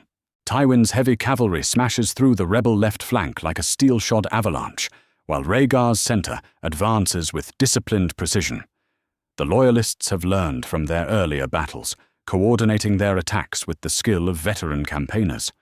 Ned Stark rallies his Northmen around the direwolf banner, but even northern steel cannot hold against such overwhelming force. The rebel line bends, cracks, then shatters completely as men throw down their weapons and flee toward the King's Road. Bodies float downstream in the Trident's red water, another generation's blood feeding the ancient river. My lord! Sir Jory Castle grabs Ned's bridle as chaos swirls around them. "We must withdraw. The day is lost." Jon Arryn's war horn sounds the retreat, its mournful note echoing across the battlefield as the falcon banners fall back towards the road to the Vale. The old lord's face shows no surprise, only the tired resignation of a man who has seen too many friends die for causes that no longer seem worth their price. But in retreat, Rhaegar's character reveals itself through unexpected mercy. As loyalist forces pursue the broken rebels, orders ring out to spare those who surrender, to protect civilians caught in the army's path, to show quarter to wounded enemies. This is not Tywin's calculated ruthlessness or Aerys's mad cruelty, but something different. "Bring water for the wounded," Rhaegar commands as he surveys the aftermath. "Ours and theirs alike, and send riders to the nearby villages. Any family displaced by our passage will receive compensation from the royal treasury." Tywin observes these orders with calculating eyes. "Expensive mercy, your grace." "Cheaper than ruling a realm that hates us," Rhaegar replies firmly. "Every kindness today may prevent a rebellion tomorrow." As evening falls, Edmure Tully finds himself dining at the prince's own table, his wounds tended and his parole accepted on his word as a knight. The young man expected dungeons and chains, not wine and courtesy from his captors. "Your sister writes eloquently," Rhaegar mentions, showing Edmure one of Catelyn's peace letters. She speaks of ending this war through wisdom rather than blood. I find myself agreeing with her assessment. "Cat always was the clever one," Edmure admits, still stunned by his treatment. "But my father, he struggles with loyalty to Lord Arryn." "Loyalty is admirable," Rhaegar agrees. "But loyalty to what end? Lord Arryn fights for a dead king's cause while his people suffer. Perhaps it is time to consider new loyalties, built on hope rather than grief." Meanwhile, at River Run, Lord Hoster receives word of his son's capture with the stoicism of a man who has prepared for the worst. But the raven that follows brings unexpected news. Terms for Edmure's release, generous beyond all reasonable expectation. "No ransom." Catelyn reads the message aloud, her voice filled with wonder. "Simply acknowledgement of Targaryen sovereignty and a promise of peace. Father, this is merciful, beyond belief." Hoster studies the parchment as if it might contain hidden traps. In his experience, dragons do not show mercy without purpose. But perhaps this dragon is different. Perhaps the realm truly can heal if given the chance. "Send word to both camps," he decides finally. "House Tully withdraws from the conflict. We will accept Prince Rhaegar's terms and work toward peace in the Riverlands." As the news spreads, other houses follow Tully's example. The rebellion that began with such hope and righteous anger crumbles not through defeat alone, but through the simple recognition that continued fighting serves no one. Men lay down their swords not from cowardice, but from wisdom, choosing life over abstract principles. In their camp near the God's Eye, Ned Stark and Jon Arryn count the cost of their choices. Half their army gone, their allies deserting, their cause reduced to stubborn pride and the memory of better days. "We cannot win," Arryn states flatly, his voice carrying the weight of accumulated defeats. "We can perhaps hold the Vale for a time, but to what purpose? The realm moves toward peace, and we would drag it back to war." Ned stares into their campfire, seeing Robert's face in the dancing flames. His friend died believing in their cause, died thinking his sacrifice mattered. But perhaps the cause was never about crowns and thrones. Perhaps it was about ensuring the next generation could live without fear. "Send a raven to Prince Rhaegar," Ned says quietly. "Tell him we request terms for discussion." The war winds down not with thunder, but with whispers, as ravens carry offers of peace across a realm grown tired of bloodshed. And in King's Landing, the Dragon Prince, who promised to heal the Seven Kingdoms, prepares to make good on his word. The Eyrie rises from the mountains of the moon like a white spear thrust into the sky, its pale towers gleaming against grey stone cliffs that plunge into mist-shrouded depths. Below, Prince Rhaegar's host spreads across the narrow valleys like a crimson sea, their dragon banners snapping in the mountain wind. But for all their numbers and determination, the Loyalist army faces a fortress that has never fallen to siege. "Impregnable," reports Sir Arthur Dane, studying the castle through a far eye from their command pavilion. 700 feet of sheer cliff on all sides. The Bloody Gate guards the only approach, and that passes through a killing ground 3 arrows wide. Rhaegar nods grimly, his violet eyes fixed on the white towers above. 3 months of war have taught him the difference between theoretical strategy and battlefield reality. The Eyrie stands beyond the reach of conventional assault, as untouchable as the moon itself. "Lord Tywin suggested we starve them out," offers Ser Barristan Selmy, his white cloak pristine, despite weeks of campaigning. "The castle has deep stores, but winter approaches. Time favors the besiegers." "Time we may not have," Rhaegar replies thoughtfully. "Every day this war continues, more blood spills unnecessarily, and my father grows more unpredictable with each raven from King's Landing. The truth weighs heavily on all present. King Aerys's madness deepens with each report of mercy shown to rebels, each negotiated surrender rather than total destruction." The Dragon Prince walks an increasingly narrow line between ending the war and provoking his father into some terrible retaliation. Meanwhile, within the Eyries' ancient halls, Jon Arryn contemplates the same impossible mathematics from the opposite perspective.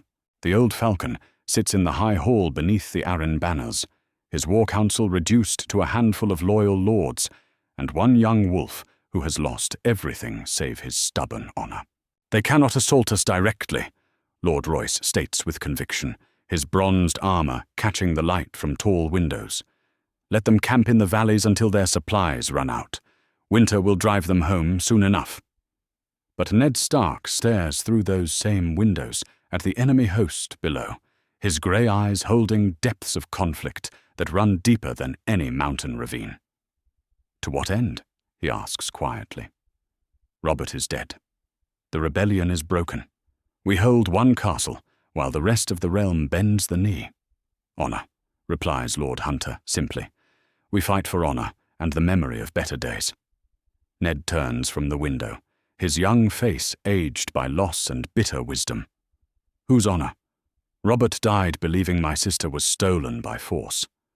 Now I learn she chose her path freely. The war began with a lie, my lords. How does honor demand we die for lies?" The words hang heavy in the mountain air, like the mist that shrouds the peaks. Around the table, Proud Vale lords struggle with the implications of what their last ally has voiced. If the cause was false from the beginning, what meaning does their resistance hold? A raven arrives as they debate, bearing the Targaryen seal and an offer that changes everything. Prince Rhaegar requests parley under the ancient laws of guest right and safe conduct.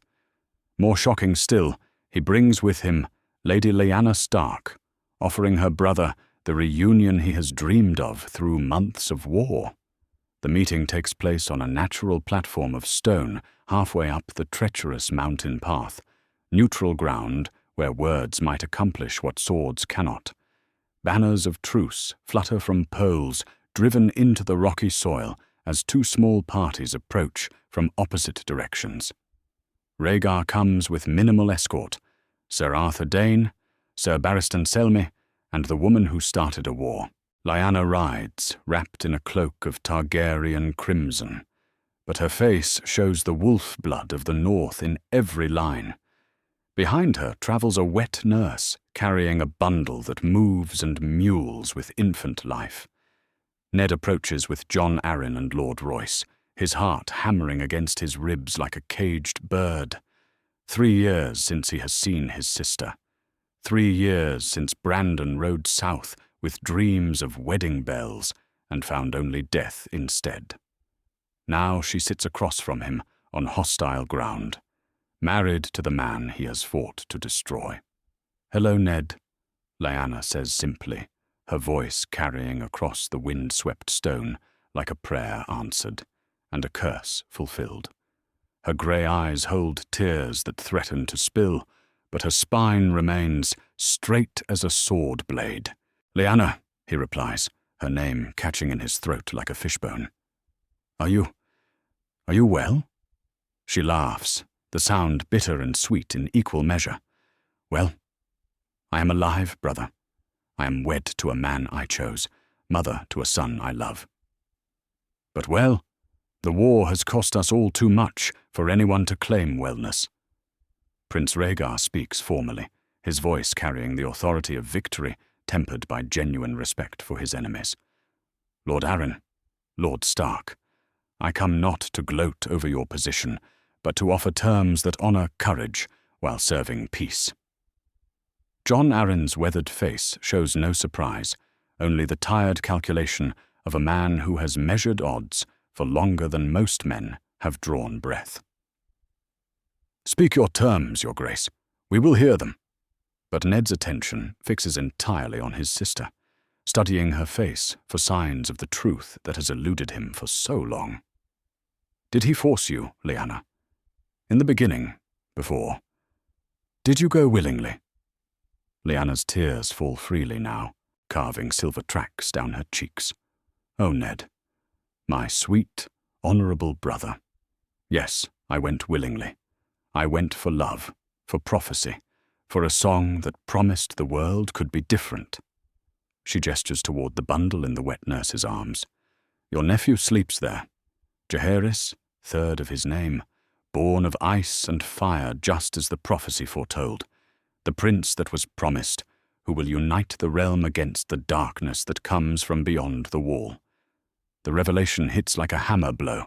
Ned staggers slightly, his understanding of the world reshaping itself around these new truths. Not abduction, but elopement. Not rape, but love. Not political calculation, but destiny itself. "Prophecy?" he whispers, the word foreign on his tongue. Rhaegar steps forward, his violet eyes intense with conviction. "The songs speak of a prince born of two great bloodlines, Stark and Targaryen, who will stand against the long night when it returns. We believed that our union would fulfill that ancient promise. And for this prophecy, you destroyed the realm?" Lord Royce interjects harshly. "For ancient songs and mystical nonsense. For hope," Lyanna answers before her husband can respond. "For the chance that our children might know peace instead of war, summer instead of winter. Yes, the price was higher than we imagined. But look around you, my lords. The war ends not in slaughter, but in mercy. Perhaps the prophecy works in ways we did not expect." Jon Arryn studies the young couple before him, seeing something that transcends mere politics or passion. These are people who believed they served a purpose greater than themselves, who paid prices they never intended to exact. Perhaps that matters more than the technical justification for their choices. "Your terms, Prince Rhaegar," the old falcon says quietly. "What do you offer for our submission?" The negotiations that follow prove surprisingly generous. The Vale keeps its ancient rights and privileges. No executions, no confiscations beyond symbolic reparations. Jon Arryn may retain his titles and lands, serving as an honored member of the new king's small council. Even Robert's bastards, those children born of tavern wenches and noble ladies alike, receive legitimization and small holdings to call their own. "Why such mercy?" Ned asks during a brief recess, walking apart with his sister, while their escorts maintain respectful distance. "You won.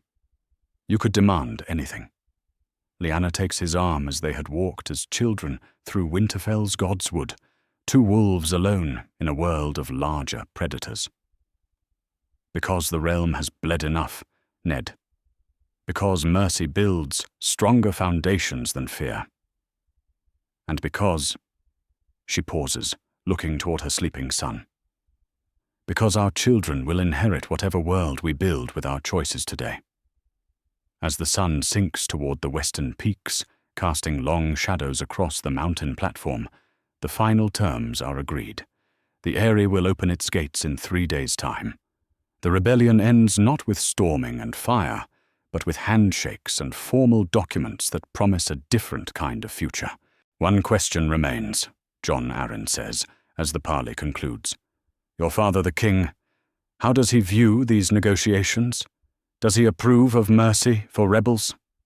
Rhaegar's face grows grim, shadows gathering in his eyes like storm clouds.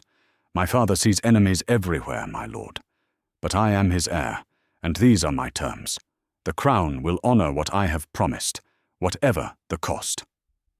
The words carry implications that chill the mountain air. Everyone present understands that the greatest battle may still lie ahead, not between rebels and loyalists, but between father and son, madness and mercy, the old ways and the new. But for now, the war in the Vale ends as it began, with choices made by young people who believed they could change the world. Whether they have changed it for better or worse remains to be seen. But at least the dying stops, and in a realm grown weary of blood. That may be enough. The great hall of the Eyrie has witnessed few ceremonies as momentous as the one unfolding beneath its soaring arches. Banners of every great house hang from the ancient rafters, the falcon of Arryn, the dire wolf of Stark, the three-headed dragon of Targaryen. Outside the tall windows, snow falls softly on the mountains of the moon, winter's first whisper in a realm grown weary of war. Prince Rhaegar stands before the carved throne of House Arryn, resplendent in armor of silver and black. Behind him, lords who have served the crown through rebellion and reconciliation alike bear witness to this final act of the drama that began at Harrenhal's tourney grounds. The war ends not with fire and blood, but with words and oaths that will reshape the Seven Kingdoms. Ned Stark approaches through the assembled nobility, his footsteps echoing in the sudden silence. At 20, he carries himself with the dignity of a lord-born, though recent months have aged him beyond his years. The grey eyes that once blazed with righteous anger now hold a different kind of fire, the measured flame of wisdom purchased with loss. Lord Eddard of House Stark, Rhaegar speaks formally, his voice carrying clearly through the vast chamber. You come before us having led rebellion against the lawful authority of House Targaryen. What words do you speak in answer to these charges? Ned stops 3 paces from the throne, close enough for all to see his face, far enough to maintain the ceremony's dignity. Around him, the assembled lords lean forward with anticipation. This moment will determine not just one man's fate, but the realm's future path. Your Grace, Ned replies, his northern accent carrying the weight of ancient honor. I rebelled in the name of justice for my murdered father and brother. I fought for a friend I believed wronged, a sister I thought stolen. I led good men to their deaths for a cause I believed righteous. He pauses, meeting Rhaegar's violet eyes without flinching. I was wrong about some things, right about others, but I will not pretend the choices were easy or the costs light. And now? Rhaegar asks quietly. What does Lord Stark choose now that truth stands revealed? Ned slowly lowers himself to one knee, his sword across his palms in the ancient gesture of submission. But his head remains high, his voice strong. I kneel before the rightful heir to the Iron Throne. I acknowledge your sovereignty over the 7 kingdoms. I ask for mercy, not just for myself, but for all who followed me in honest error. The hall holds its breath as Rhaegar steps forward, taking the offered sword and studying its worn pommel. Ice, the ancestral blade of House Stark, has tasted blood in the service of both rebellion and loyalty. Now it serves as bridge between old conflicts and new alliances. Lord Eddard Stark, Rhaegar announces formally. You fought with honor even in error. You protected the innocent even in war. You chose submission over pointless bloodshed when lesser men might have chosen pride over wisdom. He extends the sword hilt first back to Ned, a gesture that sends murmurs through the assembled nobles. I restore you as Lord Paramount of the North and Warden of the Northern Marches. Your lands, your titles, your rights remain intact. Rise, Lord Stark, and take your place as a servant of peace rather than war.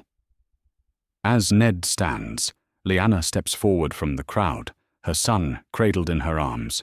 The baby sleeps peacefully despite the ceremony's weight, tiny fingers curled around a lock of his mother's dark hair. In the soft light filtering through the Eyries windows, he looks like any other child, innocent of the prophecies and politics that shaped his creation. Ned, Lyanna says softly, offering her brother his first true look at his nephew. Meet Jaehaerys, your sister's son and your family's hope. Ned reaches out with trembling fingers to touch the baby's cheek, his throat tight with emotion he struggles to contain. This child carries Stark blood, despite his silver hair, northern ice, despite his dragon lineage. In him, the feuds of fathers might finally find resolution. He has the look of Starks, Ned observes wonderingly, the eyes especially. Will you bring him north someday? To see Winterfell? When peace is secure, Rhaegar promises. When the realm knows stability, your nephew will visit the lands of his mother's people. The dragon and the wolf need not be enemies forever. Later, in a more private chamber, the real negotiations begin. Lord Hoster Tully's representatives present formal terms for Ned's marriage to Catelyn, a union that will bind the Riverlands firmly to the new order. The bride brings not just her family's loyalty, but a substantial dowry that will help rebuild the North's war-damaged economy. A match of mutual benefit, observes Lord Tywin Lannister, studying the marriage contract with his characteristic attention to detail. The Tullys gain northern protection, while House Stark secures reliable southern allies. Ned reviews the terms with growing approval. Catelyn's letters during the war showed wisdom beyond her years, and her family's strategic position makes them valuable partners in peace. More than that, her attempts to broker mercy rather than vengeance suggest a kindred spirit who might help heal the realm's wounds. I accept these terms, Ned declares formally. Lady Catelyn will be welcome at Winterfell, and the North will honor our alliance with House Tully. The agreement includes provisions that speak to the new order's sophistication. Ned's firstborn son will serve as a ward in King's Landing, ensuring northern loyalty while receiving education befitting his station. In exchange, Prince Jaehaerys will spend summers in the north, learning the ways of his mother's people and cementing bonds between ice and fire. Not hostages, Rhaegar emphasizes, when some lords mutter about the arrangement. Honored guests who will grow up knowing all the kingdoms as their home. This is how we build lasting peace. Meanwhile, Lord Tywin receives his own rewards for timely allegiance. His daughter Cersei, now 14 and acclaimed as one of the most beautiful maidens in Westeros, will be betrothed to Prince Viserys when he reaches his majority.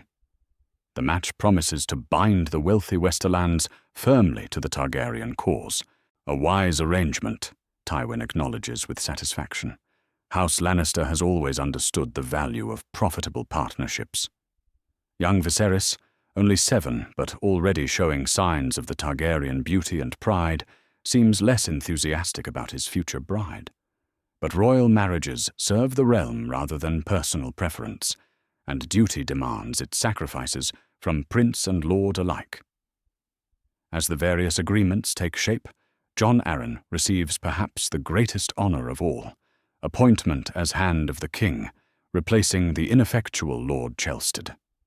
The old falcon's wisdom and administrative skill will help guide the realm through the challenging years of reconstruction ahead. Your Grace honors me beyond my worth, Arryn says formally, accepting the golden pin that marks his new office. I pledge to serve with all the wisdom age and experience can provide. The realm needs your counsel now more than ever, Rhaegar replies seriously. My father's condition requires careful management. The kingdom's future depends on building institutions stronger than any one man's will. That evening, as the formal ceremonies conclude and lords prepare to return to their various domains, Rhaegar announces the establishment of a great council to address the underlying causes of the recent conflict. Representatives from every region will gather in King's Landing to codify laws, establish procedures, and create safeguards against future civil wars. "We have ended one rebellion," Rhaegar tells the assembled nobility. "Now we must ensure no future rebellions prove necessary. Good governance prevents more conflicts than good armies ever could." The words carry weight because they come from a prince who has proven himself in both war and peace. His mercy to defeated enemies, his protection of innocent civilians, his willingness to negotiate rather than dominate, have won grudging respect even from former foes. As the lords disperse to their chambers, Ned finds himself walking the Eyrie's moonlit galleries with his sister, their first private conversation since childhood. The years between them seem both infinite and inconsequential as they speak of family, duty, and the prices of the choices they have made. "Do you regret it?" Ned asks quietly. "The war, the cost, everything that followed your decision?" Lyanna considers the question with the seriousness it deserves. "I regret the deaths, Ned. I regret that Robert died hating me, that our father and Brandon died for nothing. But do I regret choosing love over duty? Do I regret having a son who might heal the realm's wounds?" She shakes her head. "No. Some things are worth fighting for, worth dying for. The hard part is knowing which things those are." Outside the tall windows, dawn approaches over the mountains of the moon, painting the snow-covered peaks in shades of rose and gold. A new day dawns for the Seven Kingdoms, built on foundations of mercy rather than vengeance, understanding rather than hatred. The rebellion that began with a song at Harrenhal ends with an oath at the Eyrie, and perhaps that is how it should be. Songs start wars, but oaths end them, and in the difference lies the hope of lasting peace. The great throne room of the Red Keep has never hosted such a gathering.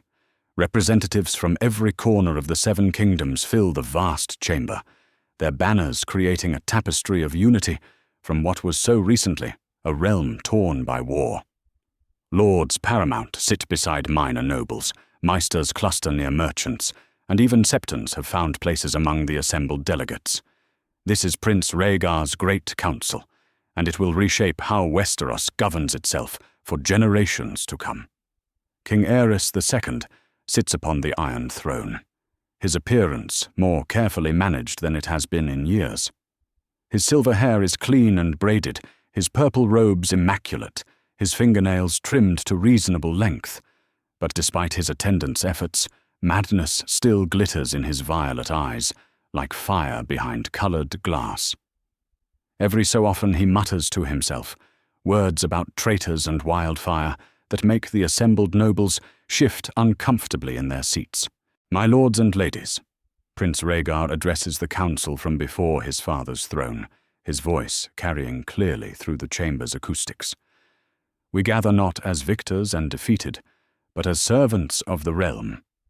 The recent conflict revealed weaknesses in our governance that we must address if we would prevent future bloodshed." Lord Jon Arryn, golden handpin gleaming on his doublet, rises to present the first proposal. At 55, the new hand of the king carries himself with the dignity of age and the wisdom of experience. His voice holds no trace of the rebellion he so recently led, only the measured tone of a statesman serving the crown. "Your Grace, my lords," Arryn begins formally, "we propose the establishment of formal limitations on royal power, particularly in matters of life and death. No lord paramount may be executed without trial before his peers. No heir may be disinherited without cause demonstrated before this council. The proposal sends ripples through the assembled nobles. Lords who fought for the crown exchange glances with those who fought against it, all recognizing the wisdom in preventing another Brandon and Rickard Stark situation. But on the Iron Throne, King Aerys's face darkens with displeasure. "Limitations!" the Mad King hisses, leaning forward until the throne's blades seem to embrace him. "You would chain the dragon? You would tell your king what he may and may not do with traitors and oath-breakers?" Rhaegar steps smoothly into the breach, his diplomatic skills preventing the session from derailing before it truly begins. "Father, these measures strengthen rather than weaken the crown.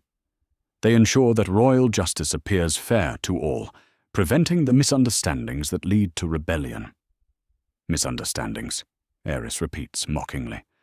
"Is that what we call it when subjects draw swords against their rightful king?" But the council continues despite the king's muttered objections, guided by Rhaegar's steady hand and Jon Arryn's administrative experience. Lord Tywin Lannister presents proposals for standardizing taxes and tariffs across the Seven Kingdoms, creating predictable revenue streams that will fund reconstruction without crushing the common folk who suffered most during the war. "Trade must flow freely if the realm is to prosper," Tywin argues with characteristic directness. "Uniform standards, consistent enforcement, and protected routes will benefit every region. The crown's treasury fills when merchants prosper, not when they flee to Essos to escape arbitrary taxation."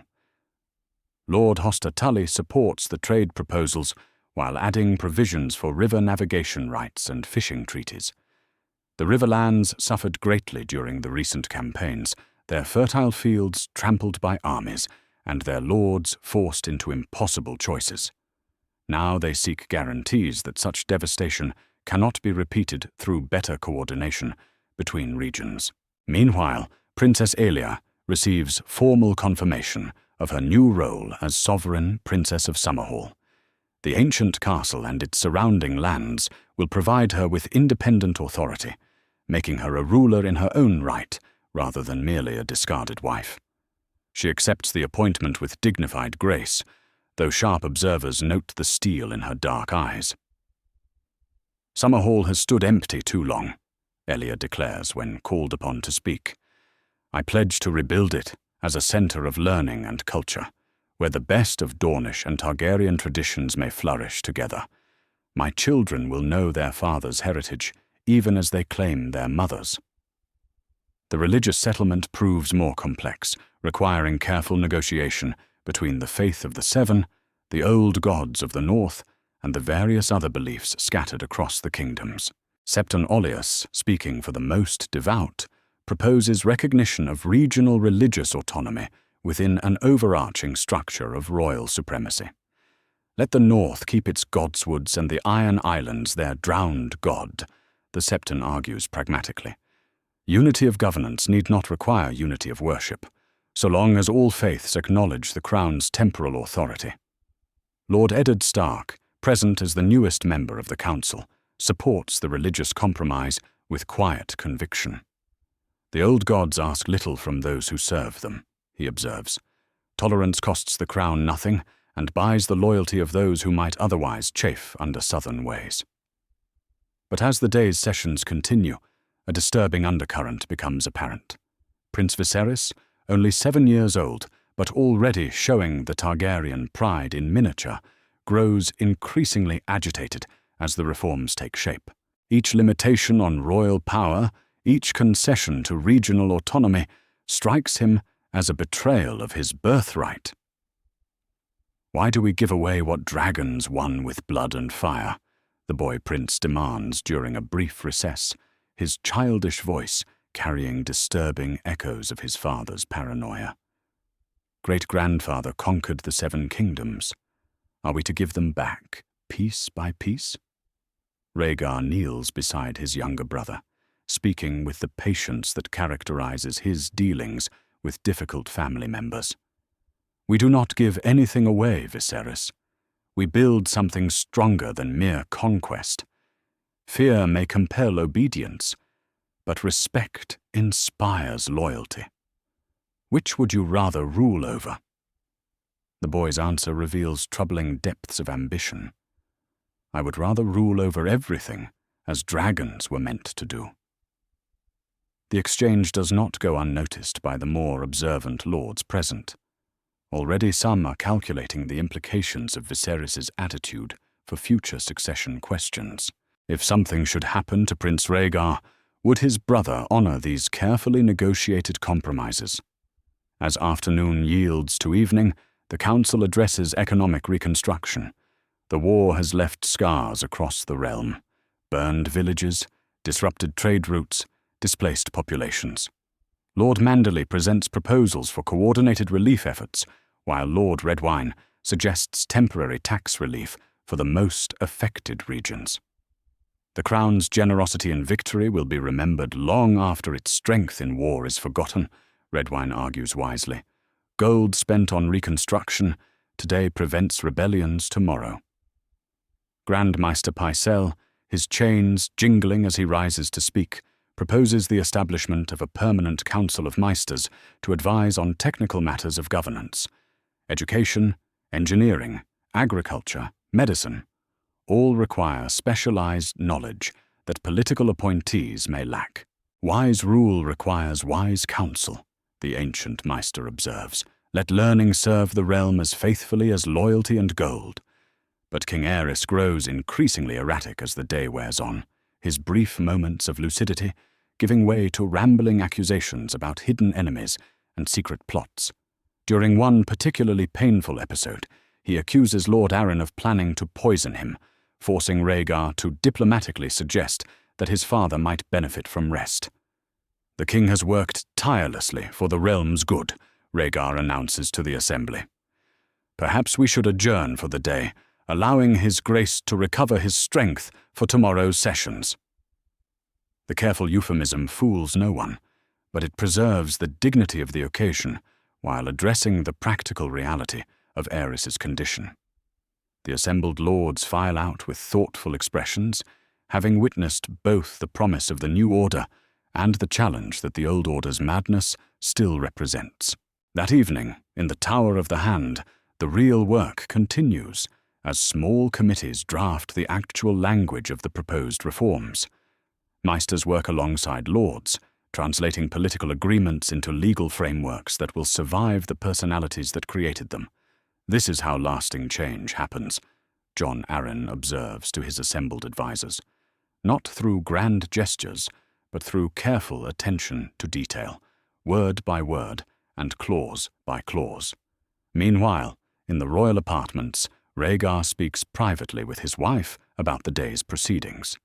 Lyanna nurses baby Jaehaerys, while they discuss the delicate balance required to manage both reform and royal dignity.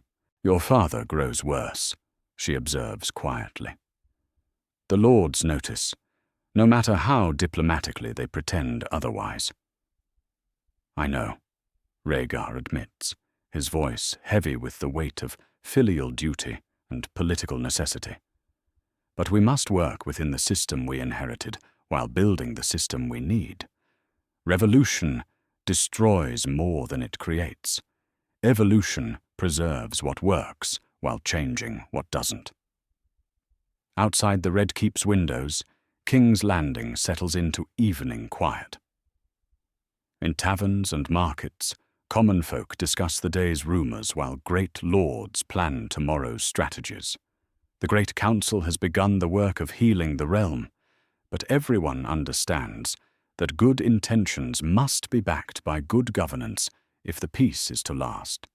The new order takes shape slowly, carefully, with attention to both immediate needs and long-term stability.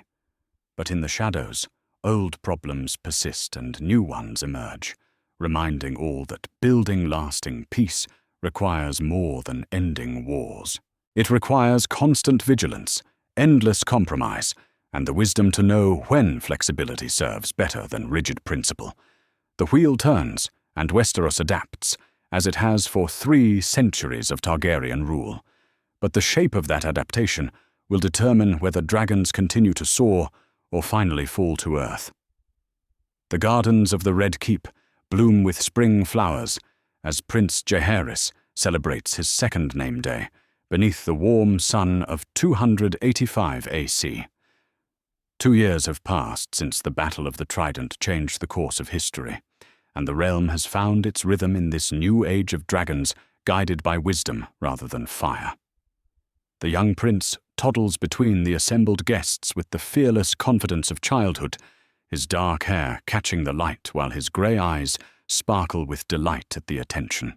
Though he bears the Targaryen name and will someday rule the 7 kingdoms, everyone present sees the wolf in his features, the northern strength that flows through his veins alongside dragon fire. "Careful, little one," Princess Lyanna laughs as her son nearly tumbles into the fountain while chasing a butterfly. At 18, she has grown into her role as princess with grace and authority, her pregnancy just beginning to show beneath the flowing gown of Targaryen red. The realm whispers that this child might be the daughter the prophecies spoke of, completing the promise of ice and fire. Prince Rhaegar watches his wife and son with contentment that would have seemed impossible during the dark days of war. At 26, he has proven himself as both warrior and peacemaker, earning respect even from former enemies through his steady governance and merciful nature. The crown may still rest on his father's brow, but everyone knows who truly rules the 7 kingdoms. Among the celebration's guests, the successful reconciliation between former foes stands evident in every conversation and shared toast. Lord Eddard Stark, now 22 and married to the former Catelyn Tully, speaks easily with lords who once rode against him in battle. His young wife, great with their first child, represents the new generation's hope for lasting peace. "Your nephew grows strong," Ned observes to his sister, as little Jaehaerys attempts to climb onto a stone bench with determined effort. He has the northern stubbornness, that's certain. Lyanna's laughter carries the warmth of reconciled family bonds, and the Targaryen pride to match. Rhaegar despairs of teaching him proper courtly manners. Near the garden's edge, Princess Elia supervises her own children's play with maternal vigilance. Rhaenys, now 5, helps her younger brother Aegon navigate the garden paths with the patient care of an older sister. The complex family dynamics that might have been awkward in other circumstances have settled into something resembling normalcy through careful attention and genuine affection. "Will you visit Summerhall soon?" Princess Elia asks Lyanna during a quiet moment between the festivities. The relationship between the two women has evolved from potential rivalry to cautious respect, built on shared concern for their children's welfare.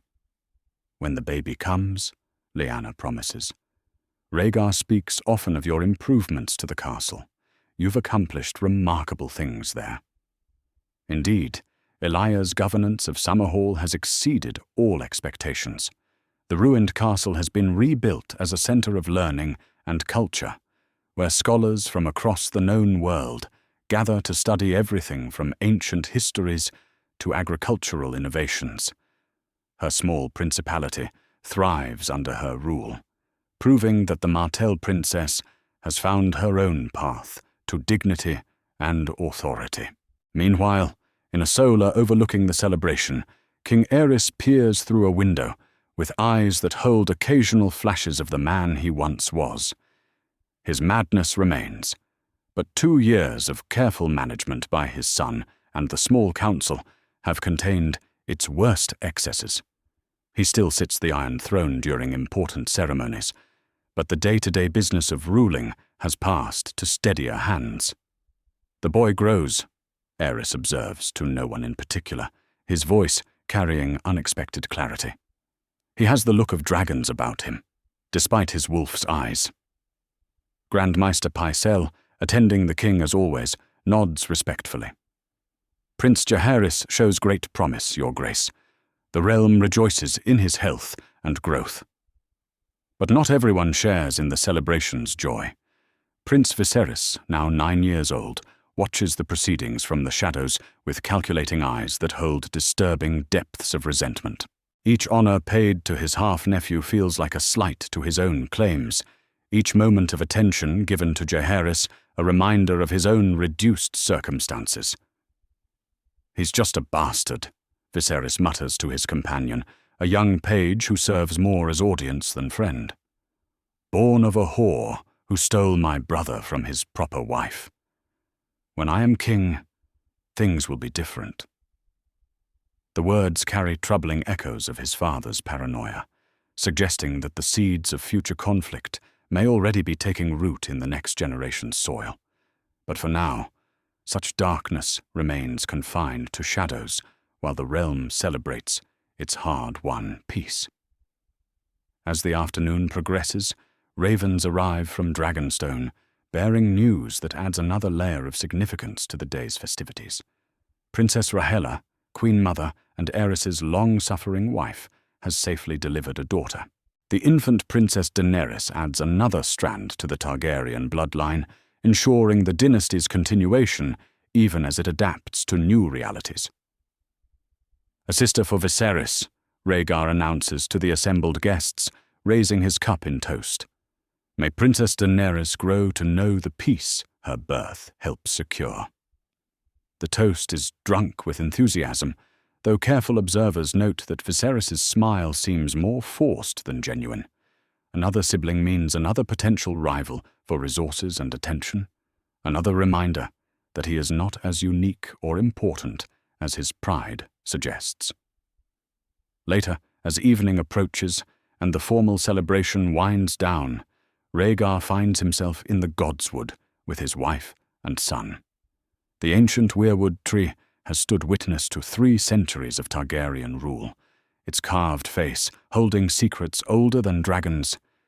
Here, in this quiet sanctuary, the prince allows himself to reflect on the journey that brought them to this moment. "Do you think we chose rightly?" Lyanna asks, settling beside him on the worn stone bench while Jaehaerys explores the roots of the great tree. "Looking back on everything that happened, all the costs we paid?" Rhaegar considers the question with the seriousness it deserves. "The prophecy spoke of a prince, born to save the realm from darkness. I believed that required conquest, fire and blood to forge the weapons needed for the fight ahead. But perhaps—" He watches his son discover an interesting beetle and examine it with scientific fascination. "Perhaps the prophecy was fulfilled differently than I expected." "How so?" "Look around you." Rhaegar gestures toward the Red Keep and the city beyond its walls. 2 years ago, the realm tore itself apart over questions of succession and justice. Now former enemies share wine at our table. The North sends grain south, while Dorne sends gold north.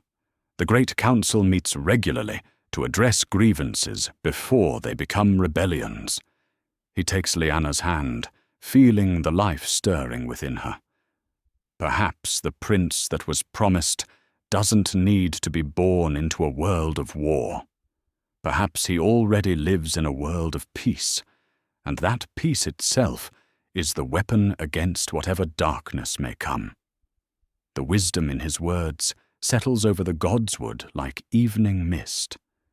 Their son, their love, their choices have indeed changed the realm's fate, though not through the violence and conquest that older prophecies seemed to demand. Sometimes the greatest victories are won not with swords, but with patience, mercy, and the willingness to build rather than destroy. As stars begin to appear in the darkening sky above King's Landing, the royal family makes its way back to the Red Keep. Tomorrow will bring new challenges, new decisions, new opportunities to prove that dragons can rule through wisdom as well as fear. The seeds of future problems may already be growing in young Prince Viserys' resentment and the continuing question of King Aerys' madness, but tonight belongs to hope and the quiet satisfaction of promises kept. In the distance, the lights of the city twinkle like earthbound stars, each one representing lives lived in peace rather than war, children born into stability rather than chaos. The realm has found its balance, not perfect but sustainable, built on foundations of mercy rather than terror. Young Prince Jaehaerys falls asleep in his father's arms as they climb the Red Keep's winding stairs, his small face peaceful with the innocence of a child who has never known war. In him, the blood of ice and fire flows together in harmony, promising a future where ancient feuds might finally find rest. The wheel of history turns ever forward, but perhaps it turns now toward dawn rather than dusk, toward hope rather than despair. The dragon and the wolf have learned to run together rather than apart, and in their union lies the realm's best chance for lasting peace. The prince that was promised has come, not through conquest, but through love, not through fire and blood, but through wisdom and mercy. And perhaps that is the greatest prophecy of all, that the future can be better than the past if those who hold power choose to wield it with gentle hands. That's our theory. Westeros is a land filled with exciting stories and possibilities, and we love exploring them. If you want to accompany us on this journey across the 7 kingdoms and beyond, then please like,